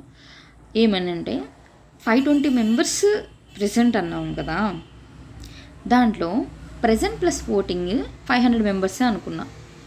ఓకే, ప్రజెంట్ ప్లస్ ఓటింగ్ 520 కూడా తీసుకోవచ్చు, బట్ నేను 500 తీసుకున్నాం. మరి ఎందుకు ఇక్కడ ఐడియల్ కండిషన్గా తీసుకున్నాం, ఎందుకు అంతగా అని చెప్పి ఓటింగ్ 500 తీసుకున్నాను అనమాట. వీళ్ళలో 50% అంటే ఎంత, 500. మనకు ఏముంది టోటల్ స్ట్రెంత్లో 273 ఉంది. ఓకే, అంటే మనకు 273 కూడా అవసరం లేదు. 500/2 + 1 ఎంత, 250 + 1 251. 251 చాలు, గెలిచిపోతాం. ఇంకొక కండిషన్ తీసుకోండి, అక్కడ సేమ్ అంతా సేమ్గానే పెట్టాను. ఇక్కడ ఐస్ అన్నారు, నోస్ అన్నారు కదా, ఇక్కడ కండిషన్ ఏం తీసుకున్న ప్రజెంట్ ప్లస్ ఓటింగ్లో నేను అందరూ ఫేవర్గానే వేశారు అని అనుకున్నా. ఇప్పుడు సెకండ్ కండిషన్ ఏమనుకుంటున్నా, 300 మందే ఫేవర్గా వేసినారు అనుకుంటున్నా. కానీ ఇక్కడ చూడండి 300 + 1/2 ఇట్లా అనమాట. ఎంతమంది, 150 + 1. బిల్ పాస్ అవుతుందా, ఇక్కడ పాస్ అవ్వదు. ఎందుకు అవ్వదు బిల్లు పాస్, ఎందుకంటే 50% కన్నా ఎక్కువ లేదు కదా అది, అందుకే బిల్లు పాస్. ఒకసారి చూడండి, 300 ఫేవర్గా వేశారు అనుకుందాం, 200 అగైనెస్ట్గా వేశారు, ఎంత, 151. కానీ మనకి ఎన్ని రావాలి, 251 రావాలి, కానీ 151 వచ్చింది. సో ఇక్కడ ఏమైంది, బిల్లు పాస్ అవ్వదు. Okay, next present 520 ఉన్నారనుకుందాం. ఈ ప్లేస్లో ప్రజెంట్ ప్లస్ ఓటింగ్ 520 ఉన్నారనుకుందాం. వీళ్ళలో 380 ఫేవర్గా వేశారనుకుందాం. మనకు 380. ఓకే, ఈ 380 అన్నది మనకు కావాల్సింది 261 కన్నా ఎక్కువే కదా. సో బిల్ పాస్ అవుతుంది. ఒక చిన్న కరెక్షను, మధ్యలో ఉన్న డిస్టర్బెన్స్ వల్ల సంథింగ్ అయింది. ఇది చూడండి, అసలు ఇక్కడ బై 2 ఎందుకు వేస్తున్నాం చూడండి ఒకసారి. ప్రజెంట్ 520 అన్నాను, ప్రజెంట్ ప్లస్ ఓటింగ్ 500 అన్నాను, 300 ఫేవర్గా వేశారు, ఇన్ ఫేవర్గా 200 మెంబర్స్ వేశారు. ఓకేనా, ఇప్పుడు 50% ఆఫ్ ప్రజెంట్ ప్లస్ ఓటింగ్ ఎంత, 251. మనకి ఎంతమంది వేశారు, 300 వేశారు. అవునా, కావాల్సింది 251, కానీ మనకు వేసింది 300 మంది ఓట్స్ వేశారు ఇన్ ఫేవర్గా, కాబట్టి బిల్ పాస్ అవుతుంది ఇక్కడ కూడా. ఓకే, ప్రతి కండిషన్లో ఆల్మోస్ట్ బిల్ పాస్ అవుతుంది. చూడండి, చూసుకోవాల్సింది ఏంటంటే 50% of present plus voting. Okay, అంతమంది మినిమం వెయ్యాలి అని చెప్పి అర్థం అనమాట. దానికి ఇన్ ఫేవర్గా ఎంతమంది వేసారో చూసుకుంటే మీకు ఇంకో క్లారిటీ వస్తుంది. Okay, right. ఇప్పుడు స్పెషల్ మెజారిటీ చూడండి. స్పెషల్ మెజారిటీ ఏంటంటే కొంచెం దీని ప్రొసీజర్ అనేది కాంప్లికేటెడ్గా ఉంటుంది, అందుకే దీన్ని స్పెషల్ ప్రొసీజర్ అని స్పెషల్ మెజారిటీ అన్నామన్నమాట. ఎందుకంటే కొన్ని టాపిక్స్ సెన్సిటివ్గా ఉంటాయి. ఇందాక ఎట్లాంటి టాపిక్స్ అన్నీ చెప్పాం, ఇక్కడ లిస్ట్ చేసాం కదా, వీటికన్నా ఇంకొంచెం సెన్సిటివ్గా ఉంటుంది. అంటే ఏంటి, చాలామంది పీపుల్కి ఇది ఎఫెక్ట్ అవుతుంది. ఆ ఉద్దేశంతో వీటికి ఈజీగా మార్చలేరు, మీకు కొంచెం ఒక కాంప్లికేటెడ్ ప్రొసీజర్ పెట్టాలి అని చెప్పి. ఎందుకంటే ఇప్పుడు ఆల్మోస్ట్ సెంట్రల్లో కోయిలేషన్ గవర్నమెంట్స్ ఉంటున్నాయి, లేదంటే రీజనల్ పార్టీస్ మద్దతుతో ఉంటున్నాయి. ఇంకా కాదంటే చెప్పాలంటే దేనికి అబ్జల్యూట్గా అయితే రావట్లేదు కదా మెజారిటీ. అలాంటి సిచ్యువేషన్స్ ఉన్నప్పుడు నార్మల్గానే మెజారిటీ రావడం కష్టం, అలాంటిది ఈ స్పెషల్ మెజారిటీ అనేది ఇంకా కొంచెం కష్టం అవుతుంది. కొన్ని టాపిక్స్ చూడండి, ఎగ్జాంపుల్ చెప్పారు. ఎలాంటివంటే సపోజ్ ఫండమెంటల్ రైట్స్ తీసుకోండి, అది అందరికి ఇంపాక్ట్ అవుతుంది. Directive principles of state policy, అది అందరికి ఇంపాక్ట్ అవుతుంది. ఇంకేదైనా all other provisions which are not covered by first and third categories, అవి కూడా స్పెషల్ మెజారిటీ కిందే చెయ్యాలి అని చెప్తున్నారు అనమాట ఇక్కడ. ఓకే, ఇంకొకటి చూడండి, ఇక్కడ వచ్చేసి స్పెషల్ మెజారిటీ గురించి చెప్తున్నారు, కానీ ఇక్కడ ఏం చెప్తున్నారు, special majority plus 50% of the, okay, 50% of the states. ఏమేమి చెప్తున్నారు, ఏ టాపిక్స్లో అంట, election of the president and its manner, extent of the executive power of the union and states, supreme court and high courts, distribution of legislative powers between union and states. Legislative powers ఎక్కడి నుంచి 245 నుంచి 255 వరకు.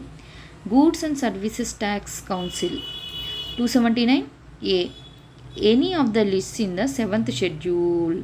Division of powers ఏనా, division of powers.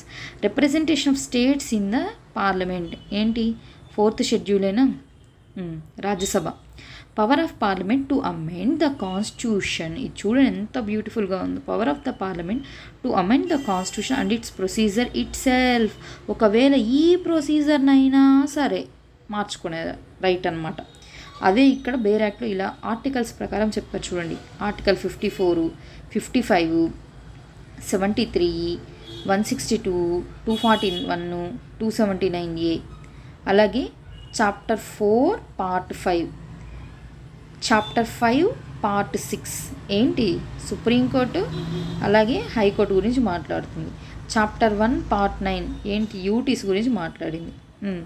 Next any of the list in the 7th schedule. అదేనా ఇక్కడ మాట్లాడడం 7th schedule.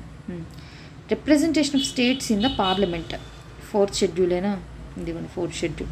Next the provision of this article 368 గురించే మాట్లాడిందా. Election of the president and its manner ఏంటి 54, 55ఏనా. Extent of the executive power of the union and states ఏంటి 73, okay 162, అలాగే 241 కూడా. నెక్స్ట్ ఇంకొక ఆర్టికల్ ఏం చెప్తున్నారు 279A. ఈ ఆర్టికల్స్ అన్నీ ఒకే దగ్గర పెట్టుకోండి, సో మీకు ఈజీ అవుతుంది. అలా లేదు అంటే ఒక్కొక్క లైన్ చెప్పన్నారు కదా ఇక్కడ 8, దానికన్నా వేరే యాక్ట్ ప్రకారం ఏముందో అదే గుర్తుపెట్టుకోవడం బెటర్ నన్ను అడిగితే. ఓకే ఒకసారి చూడండి. Election of president and it's man 54, 55. Extent of executive power of the union and states 73, 162. Supreme court and high courts అంటే పార్ట్స్ గుర్తుపెట్టుకోవాలి. సుప్రీంకోర్టు నుంచి ఎక్కడి నుంచి ఎక్కడికి 124 to 147. Okay high court 214 to 237, right. Distribution of legislative powers ఇవన్నీ చెప్పుకున్నాం కదా. ఇక్కడ 241 ఏంటి అని డౌట్ వస్తుంది. 241 ఏంటి యూటీస్ యొక్క హైకోర్ట్స్ గురించి మాట్లాడుతుంది. Okay clarity. ఈ 3 ఈ మూడిటి గురించి special majority plus 50% of the states గురించి రావాలన్నమాట. ఓకే ఇప్పుడు ఒకసారి ఈ ఎగ్జాంపుల్ చూడండి, కొంచెం జాగ్రత్తగా చూడండి. యాక్చువల్గా ఇందాకే గిల్టీగా ఉందనమాట సింపుల్ మెజారిటీ ఏంటని, ఏదో సమ్ డిస్టర్బెన్స్ వల్ల అది మిస్టేక్ అయింది. బట్ ఒకసారి మళ్ళీ ఒక్కసారి బ్యాక్ వెళ్ళి చూసుకోండి. ఏం లేదు ప్రెజెంట్ అండ్ ఓటింగ్కి 250 అంటే 50% రావాలి అని గుర్తుపెట్టుకోండి, క్లారిటీగా ఉంటుంది. మరి ఇన్ ఫేవర్లు ఇవి తీసుకుంటే కొంచెం కాంప్లికేట్ అవుతుంది, కానీ చూసుకోండి ఈజీగా అర్థమవుతుంది, నో ఇష్యూస్. ఓకే ఇప్పుడు స్పెషల్ మెజారిటీకి సంబంధించి మాట్లాడదాం. చూడండి స్పెషల్ మెజారిటీ ఇక్కడ ఆల్రెడీ నేను చెప్పాను కదా, వేకెన్సీ గురించి, ఆబ్సెంట్, ప్రెజెంట్ ప్లస్ ఓటింగ్ అంటే అబ్స్టైన్ అయి ఉండొచ్చు కదా, అందరూ ఓట్ చేయాలని లేదు కదా, అందుకని ప్రెజెంట్ ఓటింగ్ కూడా డిఫరెంట్గా తీసుకున్నాం. అట్లా ఈ ఎగ్జాంపుల్స్ చూడండి. ఇక్కడ ఏంటంటే what to say special majority అన్నప్పుడు ఎట్లా రావాలి అంటే ఒకసారి ఈ ఆర్టికల్ చదివి తర్వాత వెళ్దాం. ఇది బేర్ యాక్ట్కి సంబంధించింది. పార్ట్ 20లో 368 సబ్ క్లాస్ 2లో ఏమని ఉందంటే, an amendment of this constitution may be initiated only by the introduction of the bill for the purpose in either of house of parliament అంటే ఏ హౌస్లో అయినా మీరు ఇనిషియేట్ చేయొచ్చు. And when the bill is passed in each house, ఇది ఒక question, అంటే ఒకే హౌస్లోనా pass చేయాల్సింది మెజార్టీతో అంటే కాదు, each house by A majority of total membership of that house and by A majority of not less than 2/3 of members of that house present and voting. Present and voting అంటే ఏం చెప్పా, ఆ రోజుకి సంబంధించింది అన్న. ఇంకా మిగతా డీటెయిల్స్ అని మళ్ళీ వచ్చి మాట్లాడదాం ఇక్కడికి యాక్ట్ మాట్లాడేటప్పుడు. ఇప్పుడు పైకి వెళ్దాం. ఓకే ఇప్పుడు ఏం చెప్తున్నారు అక్కడ అంటే, మీకు ఏం కావాలంట 2/3 అనేది ప్రెజెంట్ ప్లస్ ఓటింగ్ అనే మెజార్టీని మీరు ప్రూవ్ చేయగలగాలి. అట్ ది సేమ్ టైం ఈ 2/3 ప్లస్ ప్రెజెంట్ ప్లస్ ఓటింగ్ అనేది 50% of the total strength of the house ఉంది కదా, అంటే అబ్జల్యూట్ మెజారిటీ అన్నాను చూడండి. ఆ 50% of the total strength of కన్నా ముందు ఇది ఎక్కువగా ఉండాలి అని చెప్తున్నారనమాట. ఓకే, ఇందుకే అనమాట నేను సింపుల్ మెజారిటీ దగ్గర చెప్పినప్పుడు ఇన్ ఫేవర్ అనేది ఇంకో ఎక్స్ట్రా ఎలిమెంట్ తీసుకున్నాం. మామూలుగా అయితే అట్లా ఆ ఎగ్జాంపుల్గా ఎవరు అంత కాంప్లికేట్ చేయాల్సిన అవసరం లేదు. ఇక్కడ అర్థమయ్యే వలన ఇక్కడ ఇనిషియేట్ చేసా, డిస్టర్బెన్స్ అది కొంచెం కరెక్షన్ అయింది. బట్ మళ్ళీ రీక్రియేట్ చేసామనుకోండి, ఇప్పుడు చూడండి, అందుకే అది అలవాటు అవుతుందని ఇచ్చేయడం. ఇప్పుడు 545 డైరెక్ట్గా నేను ప్రెజెంట్ దగ్గరికి వెళ్తున్నా. 5-10 మెంబర్సే ఉన్నారనుకున్నాం. ప్రెజెంట్ ప్లస్ ఓటింగ్ అందరూ వేశారు అనే ఐడియల్ కండిషన్ తీసుకున్నా. ఇక్కడ నేను ఆల్ పార్టిసిపేట్ చేశారు అనుకుందాం. ఇక్కడ ఏమిటి, ఆల్ పార్టిసిపేట్ చేశారు అనుకుంటున్నాను. అట్ ది సేమ్ టైం ఇంకొకటి ఏమనుకుంటున్నా, 510 మంది కూడా ఈ బిల్కే ఫేవర్గా వేశారు అని కూడా నేను కండిషన్ తీసుకున్నా. అలా అనుకున్నప్పుడు అజ్యూమ్ చేసుకున్నప్పుడు ఏమైంది అంటే, ఇప్పుడు 2/3 of present and voting plus 1, 2/3 of 510 plus 1 ఎంత 341. ఓకేనా. మామూలుగా మనకు టోటల్ స్ట్రెంత్ ఆఫ్ ద హౌస్కి 50% అంటే ఎంత, 50% ఆఫ్ 545 ఎంత, 50% ఆఫ్ 545 అంటే 273 అయ్యింది. ఓకే, ఇప్పుడు చూడండి ఇక్కడికి వచ్చేసి, ఇప్పుడు మీకు ఎంతమంది ఫేవర్గా వేశారన్న బిల్లుకి 5-10 మెంబర్స్ వేశారు అని చెప్పా. ఈ 5-10 మెంబర్స్ ఫస్ట్ ఏ కండిషన్ ఫుల్ఫిల్ చేయాలని చెప్పా, 2/3 ఆఫ్ ప్రెజెంట్ ప్లస్ ఓటింగ్ అనే కండిషన్ని ఫుల్ఫిల్ చేయాలి. కాబట్టి 2/3 ఆఫ్ ప్రెజెంట్ ప్లస్ ఓటింగ్ 341. అలాగే ఈ ప్రెజెంట్ అండ్ ఓటింగ్ ఇంకా ఏం చేయాలని చెప్పా, 50% of the total strength of the house కన్నా ఎక్కువ ఉండాలి అని చెప్పా. ఇది 273 వచ్చింది ఇక్కడ. అంటే మీకు టోటల్ ఎంతమంది ఫేవర్గా వేశారు, 510 మంది వేశారు. కానీ మీకు మినిమం ఏ కండిషన్ ఫుల్ఫిల్ చేయాలి, 341. అంటే మీకు వేసిన వాళ్ళు దీనికన్నా ఎక్కువ మందే ఉన్నారా, సో ఈ కండిషన్ సాటిస్ఫై అయిందా. ఇంకొకటి, ఈ 341 అని చెప్పాను కదా, ఈ నెంబర్ అనేది మీకు టోటల్ స్ట్రెంత్ ఎంత ఉంది, 273 అన్నారా, దీనికన్నా ఎక్కువ ఉండాలి అని చెప్పాను. ఇక్కడ 2 ఫుల్ఫిల్ అయింది కదా, సో 2 ఫుల్ఫిల్ అయింది కాబట్టి ఈ బిల్ అనేది పాస్ అవుతుంది. ఓకేనా. కొంచెం చిన్నగా అర్థం చేసుకోవడానికి ట్రై చేయండి. ఏం లేదు, ఇక్కడ ప్రాబ్లం ఎక్కడ వస్తుందంటే ఇక్కడే వస్తుంది.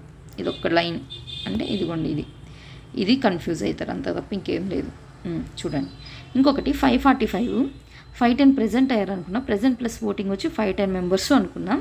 ఇక్కడ చూడండి ఇన్ ఫేవర్ తీసుకుంటున్నా.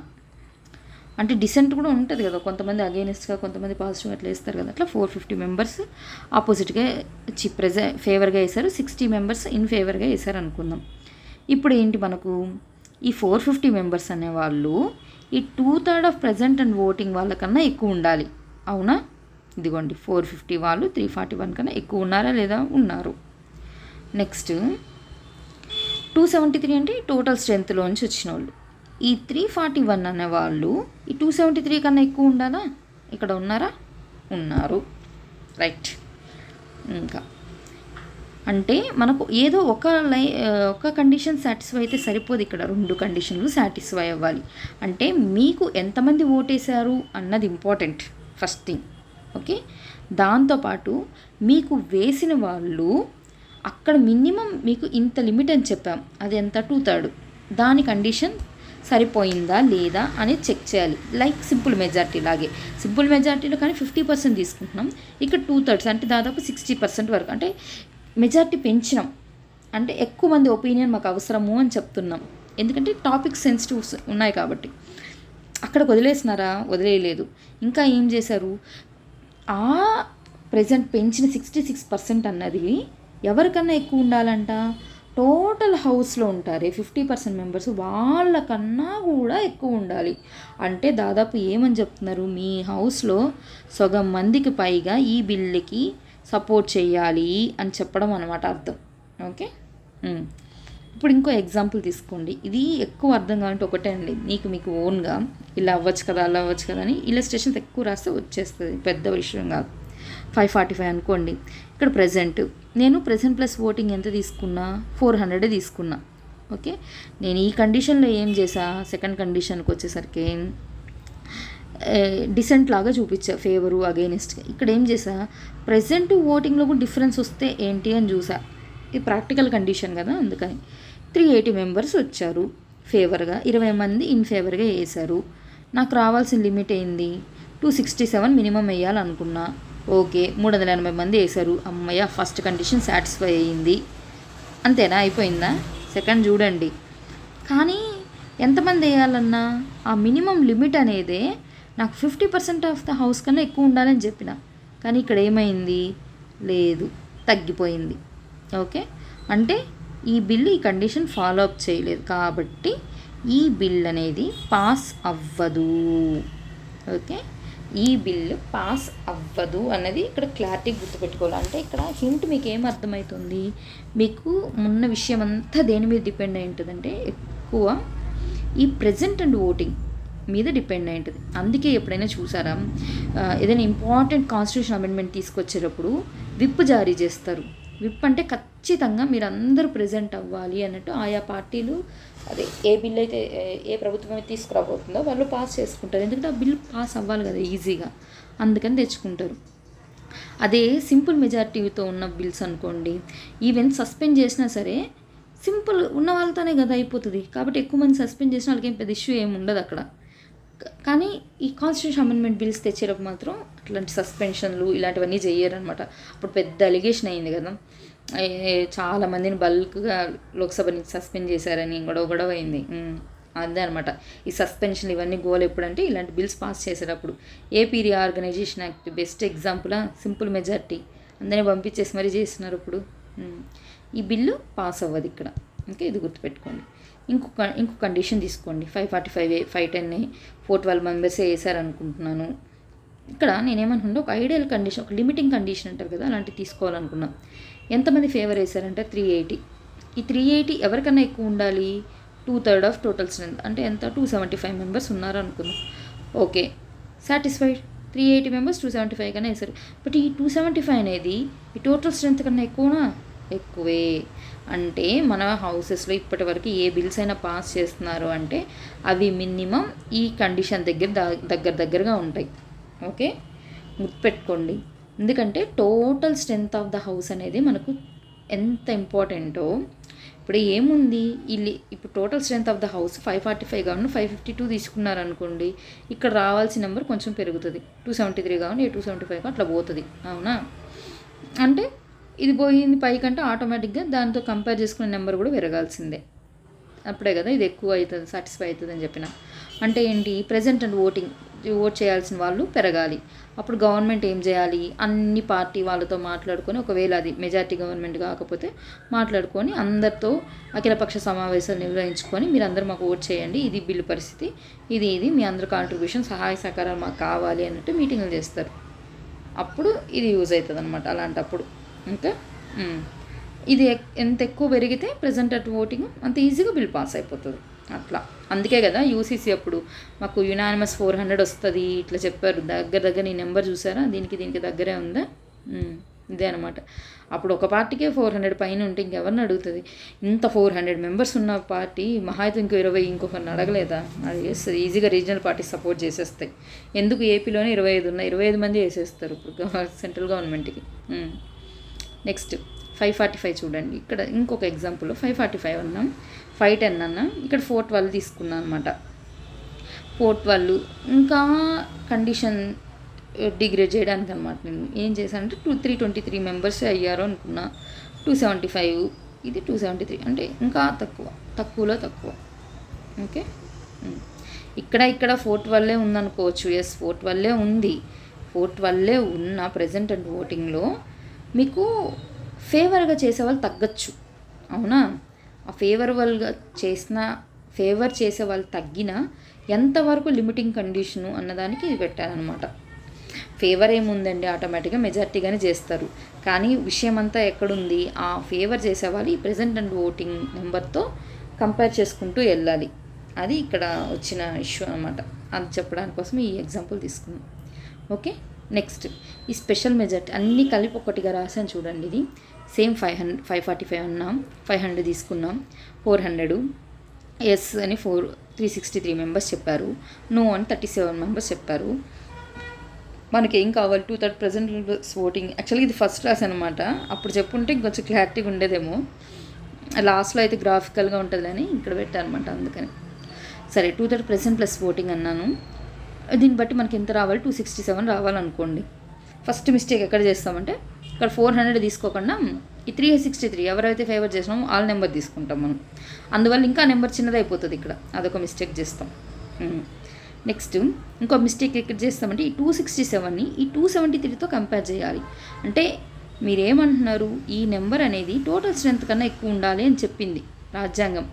మనం అట్లా చేయకుండా ఏం చేస్తారంటే ఈ ఫేవర్గా వచ్చాయి కదా ఆ నెంబర్ని దీంతో కంపేర్ చేస్తే ఇండివిజువల్గా కంపేర్ చేస్తే ఈజీగా ఇద్దరికన్నా ఎక్కువ అవుతుంది. కానీ అది కాదు అడిగింది. కాన్స్టిట్యూషన్ కూడా తెలుసు కాన్స్టిట్యూషన్ థింకర్స్కి, అందుకే అలా రాశారనమాట. ఇక్కడ మిస్టేక్ చేస్తారు, దీంతో కంపేర్ చేయాలి. ఇది మీరు ఒకసారి గ్రాఫికల్గా అజ్యూమ్ చేసుకోండి. ఏంటంటే అవుటర్ లైన్ ఉంది కదా, ఇది టోటల్ స్ట్రెంత్ అనుకోండి, total strength of the house. అందరూ ఉండాల్సిన అవసరం లేదు కదా, ఇది వేకెన్సీలు కన్సిడర్ చేశారు అనుకోండి. ఈ లైన్లో ఆబ్సెంట్లు కూడా ఉన్నారు అనుకుందాం. ఆబ్సెంట్లు కూడా పోతూ ప్రెజెంట్ ఉన్నారు, వాళ్ళే ఓట్ చేశారు అనుకుందాం. ఇక్కడ present plus vote equal to present అయిన వాళ్ళని అన్నట్టు తీసుకున్నాను అనమాట. ఇట్లా ఉంది అంటే తగ్గుతోంది కదా ఈ సైజ్ ఆఫ్ ద సెక్షన్ అనేది, మీరు తీసుకున్న సెలెక్షన్ కాపీ అనేటట్టుగా. ఇప్పుడు ఏంటంటే మీరు చేయాల్సింది ఈ టోటల్ ఉంది కదా, టోటల్ హౌస్ని నేను చెప్పా ఏమని 50% ఉండాలి నాకు మీరు ఏం చేసినా అని చెప్పిన. అవునా, అంటే ఈ 50% అనే లైన్ ఉంది కదా టోటల్ స్ట్రెంత్, దీనికన్నా మీ ప్రెజెంట్ అంటూ ఓటింగ్ లైన్తో వచ్చేది కూడా మీరు ఒకవేళ తగ్గినా సరే ఈ 50% కన్నా ఎక్కువ ఉండాలి మీ 2/3 ఆఫ్ ప్రెజెంట్ ప్లస్ ఓటింగ్. అంటే ఏం చేయాలి, ఈ బాక్స్ ఉంది కదా ఈ బాక్స్ని మీరే పెంచుకోవాలి. అంటే వాళ్ళతో మాట్లాడుకుంటారు, ఏం చేసుకుంటారు మీ ఇష్టం. వాళ్ళతో ఈ బాక్స్ని కానీ పెంచుకోగలిగితే సైజుని మీరు ఈజీగా ఆ 2/3 ప్లస్ ప్రెజెంట్ ఓటింగ్ తీసుకోగలరు. బట్ ఈ కండిషన్లో ఏమైందంటే ఇక్కడ 363 ఉంది కరెక్టే, ఇది 267 కన్నా ఎక్కువే.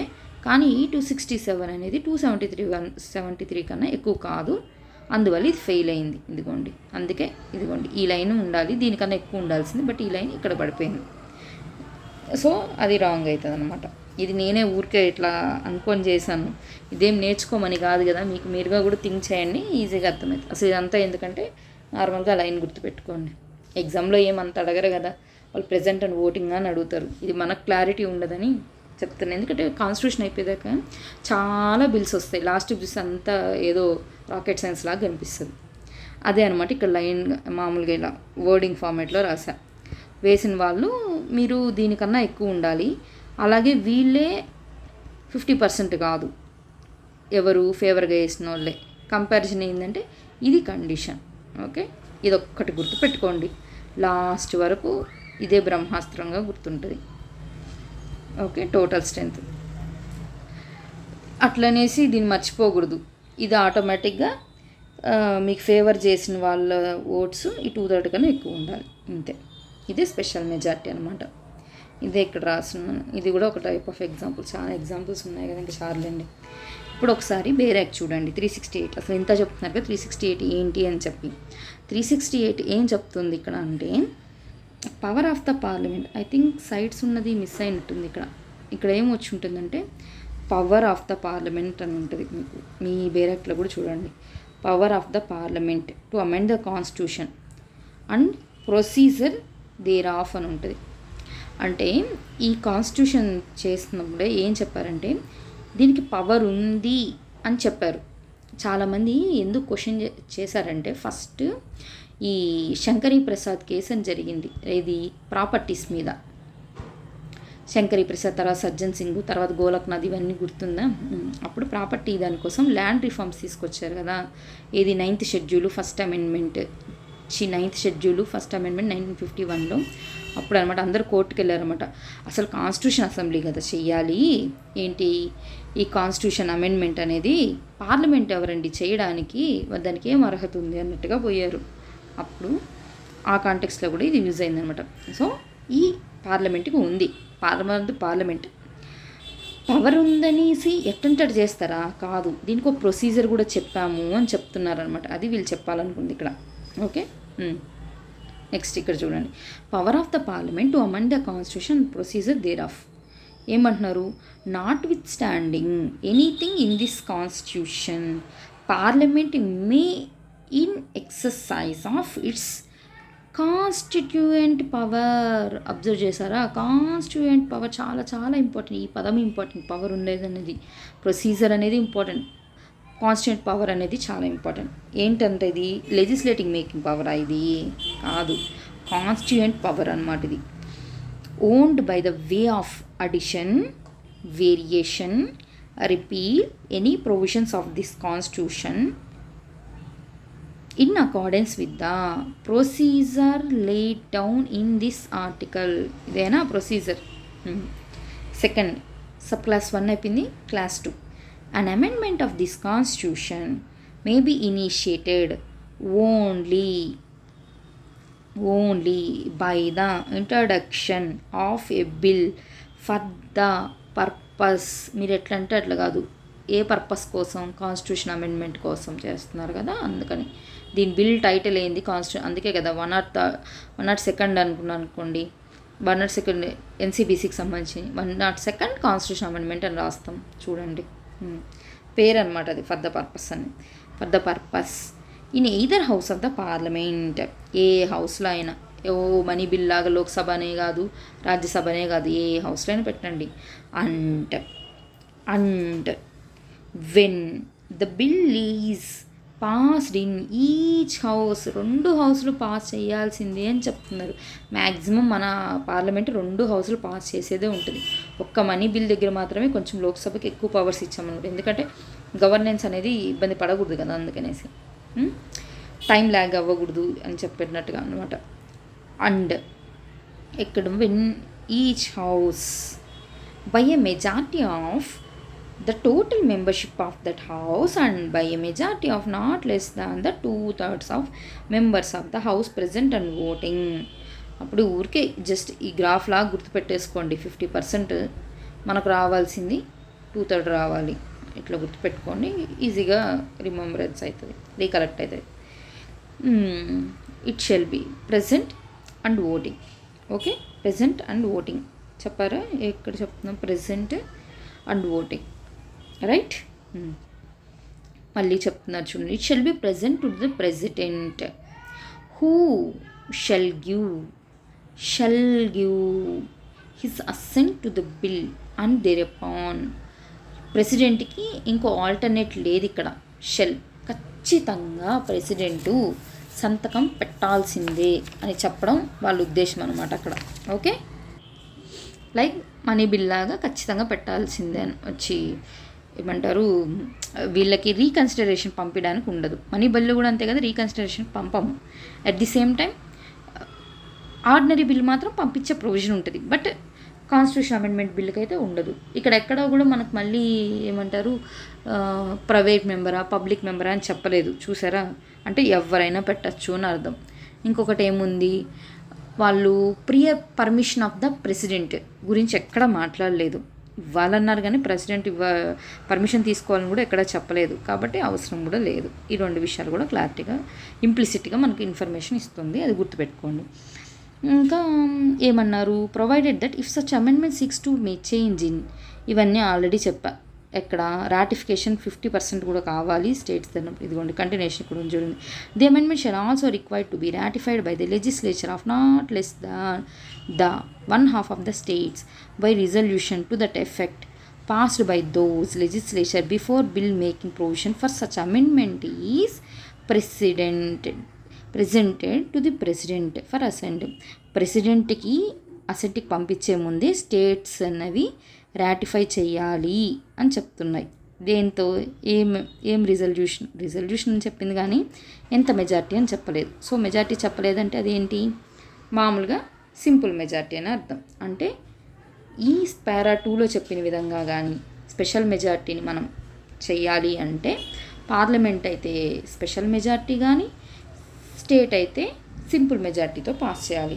ఇలా ఏమైనా చేసున్నాయా అనే డౌట్ కూడా మనకు వస్తుంటుంది. అవునా, చేసున్నాయి. ఏం చేస్తున్నాయి? జిఎస్టీ బిల్లు అలాగే చేశారు.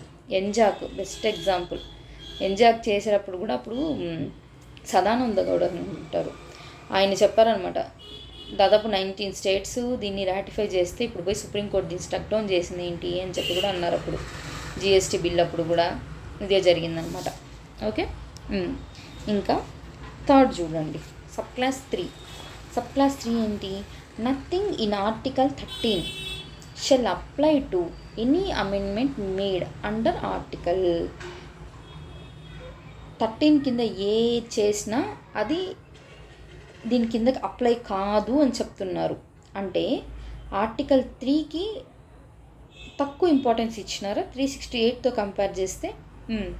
ఆర్టికల్ 12 ఏంటి? స్టేట్ అయినా. ఆర్టికల్ 13 ఏంటి? 13 సబ్ క్లాస్ 2 ఏం చెప్తోంది? ఏవైనా ఫండమెంటల్ రైట్స్కి అగైనెస్ట్గా చేస్తే అవి ఏమవుతాయని చెప్పింది? నల్ అండ్ వాయిడ్ అవుతాయని చెప్పింది. అవునా?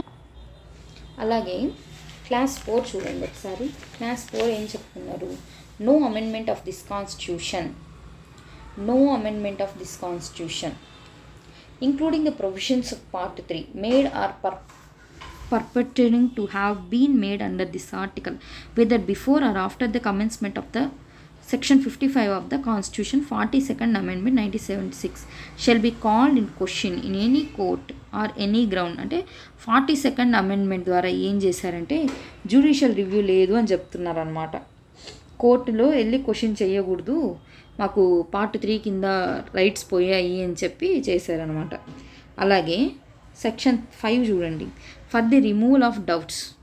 ఇంకా అయినా కూడా గొడవలు జరుగుతున్నాయి అప్పుడు. For the removal of doubts it is hereby declared that there shall be no limitation whatever constituent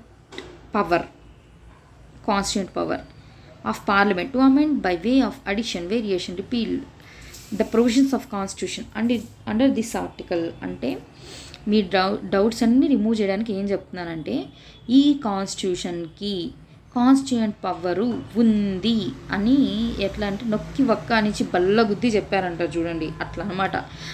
అంటే 4th ఏమో జ్యుడిషియల్ రివ్యూ లేదు అని చెప్పింది, అంటే కోర్ట్స్ని పక్కకు దోసేసింది. 5th ఏమో పార్లమెంట్కే సుప్రీము అన్నట్టు చెప్పారు. ఇక్కడ నథింగ్ ఇన్ ద ఆర్టికల్ 3 ఏం చెప్పింది? 13 కింద ఉన్న జ్యుడిషియల్ రివ్యూ పవర్ అనేది దీనికి వర్తించదు అన్నట్టు కూడా చెప్పింది. అంటే సెంట్రల్ గవర్నమెంటే సుప్రీం అయిపోతుంది అన్నట్టు చెప్పింది. ఓకే, నెక్స్ట్ సెంట్రల్ గవర్నమెంటే సుప్రీం అవుతుంది అన్నట్టు కాకుండా లోక్సభ అదేం తలుచుకుంటే అదే చేయగలదు. అంటే లోక్సభలో అప్పుడు యునానిమస్గా వీళ్ళు ఒకే అతిపెద్ద రాజకీయ పార్టీలు ఉంటాయి కదా, అలాంటప్పుడు అనమాట ఈ లోక్సభ. లేకపోతే రిమైనింగ్ టైంలో లోక్సభ కూడా అపోజిషన్ పార్టీ ఉంటుంది కదా, సో ఇద్దరు కన్ఫ్రంటేషన్స్ ఉంటాయి. బట్ యునానిమస్గా ఉన్నప్పుడు ఇలాంటి డిస్టర్బెన్స్లు జరుగుతాయన్నమాట. కోర్స్ ఇవన్నీ ఇప్పుడు నేచర్కి అగైనెస్ట్గా ఉన్నాయి. అబ్జర్వ్ చేశారా క్లాస్ 3 నుంచి? ఏంటంటే ఈ 3, 4 వీటిని ఏం చేసిందంటే వీటిని కొట్టేసిన తర్వాత అట్లా జ్యుడిషియల్ రివ్యూ లేకుండా ఏం లేదు, జ్యుడిషియల్ రివ్యూ ఉంది అని చెప్పేసి అట్ ది సేమ్ టైం ఇవి ఏ కేసులో చెప్పారు అని కూడా అడగచ్చు. ఏ కేసులో అంటే మినర్వా మిల్స్ కేసు ఉంది, ఆ మినర్వా మిల్స్ కేసులో చెప్పారనమాట. ఏమని చెప్పి ఇదే జ్యుడిషియల్ రివ్యూ పవర్ అనేది మీరు తీసేసుకోలేరు, బేసిక్ చర్చలో అది పార్ట్, సో అది ఖచ్చితంగా ఉంటుంది అని చెప్పారు. అంటే మీరు క్లాస్ 1, 2, 3, 4, 5 ఇది అబ్జర్వ్ చేస్తే ఇక్కడ ఆర్టికల్ 368 కింద మీకు ప్రొసీజర్ చెప్పడం ఒక పద్ధతి క్లాస్ 2లో చెప్పారు. క్లాస్ 1 అయినా ఇండైరెక్ట్గా 3, 4, 5 అఫ్కోర్స్ ఇవి డిలీట్ చేసినప్పటికీ ఇవేం చెప్తున్నాయి? సెంట్రల్ గవర్నమెంట్కి సుప్రీమసీ ఇస్తోంది. అంటే ఇక్కడ అపోజిషన్ పార్టీని తీసేసేయండి, స్టేట్స్ని తీసేసేయండి, పబ్లిక్ని తీసేసేయండి, కోర్ట్స్ని కూడా తీసేసింది. ఇట్లా అందరు రైట్స్ని తీసి సెంట్రల్ గవర్నమెంట్కి యునానిమస్గా ఇచ్చేటట్టు ఇచ్చిందనమాట. దాని మీద బాగా గొడవలు జరిగిందనమాట. అందుకని ఇది బేసిక్ స్ట్రక్చర్ అనే కాన్సెప్ట్ దగ్గరైనా సరే, లేకపోతే ఫెడరలిజం అంటే రైట్స్ పోతున్నాయి కదా స్టేట్స్కి కూడా, అలాంటి కాన్సెప్ట్స్ వచ్చినప్పుడైనా సరే, అట్ ది సేమ్ టైము ఇంకా ఈ ప్రాపర్టీ రైట్స్ అని చెప్పాం కదా, ఆ ప్రాపర్టీ రైట్స్ ఇష్యూ అప్పుడు కానీ, నెక్స్ట్ ఈ వీళ్ళు ఉన్నారు కదా ఎవరు, నేషనలైజేషన్ ఆఫ్ బ్యాంక్స్ జరిగింది అప్పుడు కానీ ఈ ఆర్టికల్ 368కి సంబంధించిందే చాలా గొడవలు జరిగిందనమాట. ఎందుకంటే మీరు అప్పుడు అబ్జర్వ్ చేస్తే, నేను నిన్న నేషనల్ ఎమర్జెన్సీ చెప్పినప్పుడు రాజ్నారాయణ్ అనే అతని గురించి చెప్పా. 1975 అలహాబాద్ హైకోర్టు ఎవరి మీద, మన ఇందిరాగాంధీ గారు వర్సెస్ రాజ్నారాయణ్ కేసు అంటారు, ఆ కేసు అని కూడా చెప్పా. ఆ ఇష్యూ నుంచి బయటపడడానికి ఇందిరాగాంధీ గారు ఏం చేశారంటే, అప్పుడు 24th వేరే కలర్తో రాద్దాం మరి అన్నీ ఒకటే అయితే, 24th కాన్స్టిట్యూషన్ అమెండ్మెంట్ని తీసుకొచ్చారనమాట. ఈ కాన్స్టిట్యూషన్ అమెండ్మెంట్ని తీసుకొచ్చి ఏం చేశారంటే ఆవిడ, కోర్స్ ఇదేంటంటే ఇది 1971లో, అంటే ఈ జడ్జిమెంట్ వచ్చి 1975లో, అంటే ఇంతకన్నా ముందే వీళ్ళిద్దరికీ, అంటే ఎవరికి, సెంట్రల్ గవర్నమెంట్కి జ్యుడిషియరీకి అసలు ఇక్కడ స్టార్ట్ అయిన తర్వాత 1975లో ఏమైందో కూడా చెప్తాను. ఇది ఫస్ట్ హాఫ్ అనమాట. ఫస్ట్ హాఫ్లో 24th అమెండ్మెంట్ జరిగింది. ఇక్కడ ఏం జరిగిందంటే, ఫస్ట్ శంకరీ ప్రసాద్ కేసు జరుగుతుంది.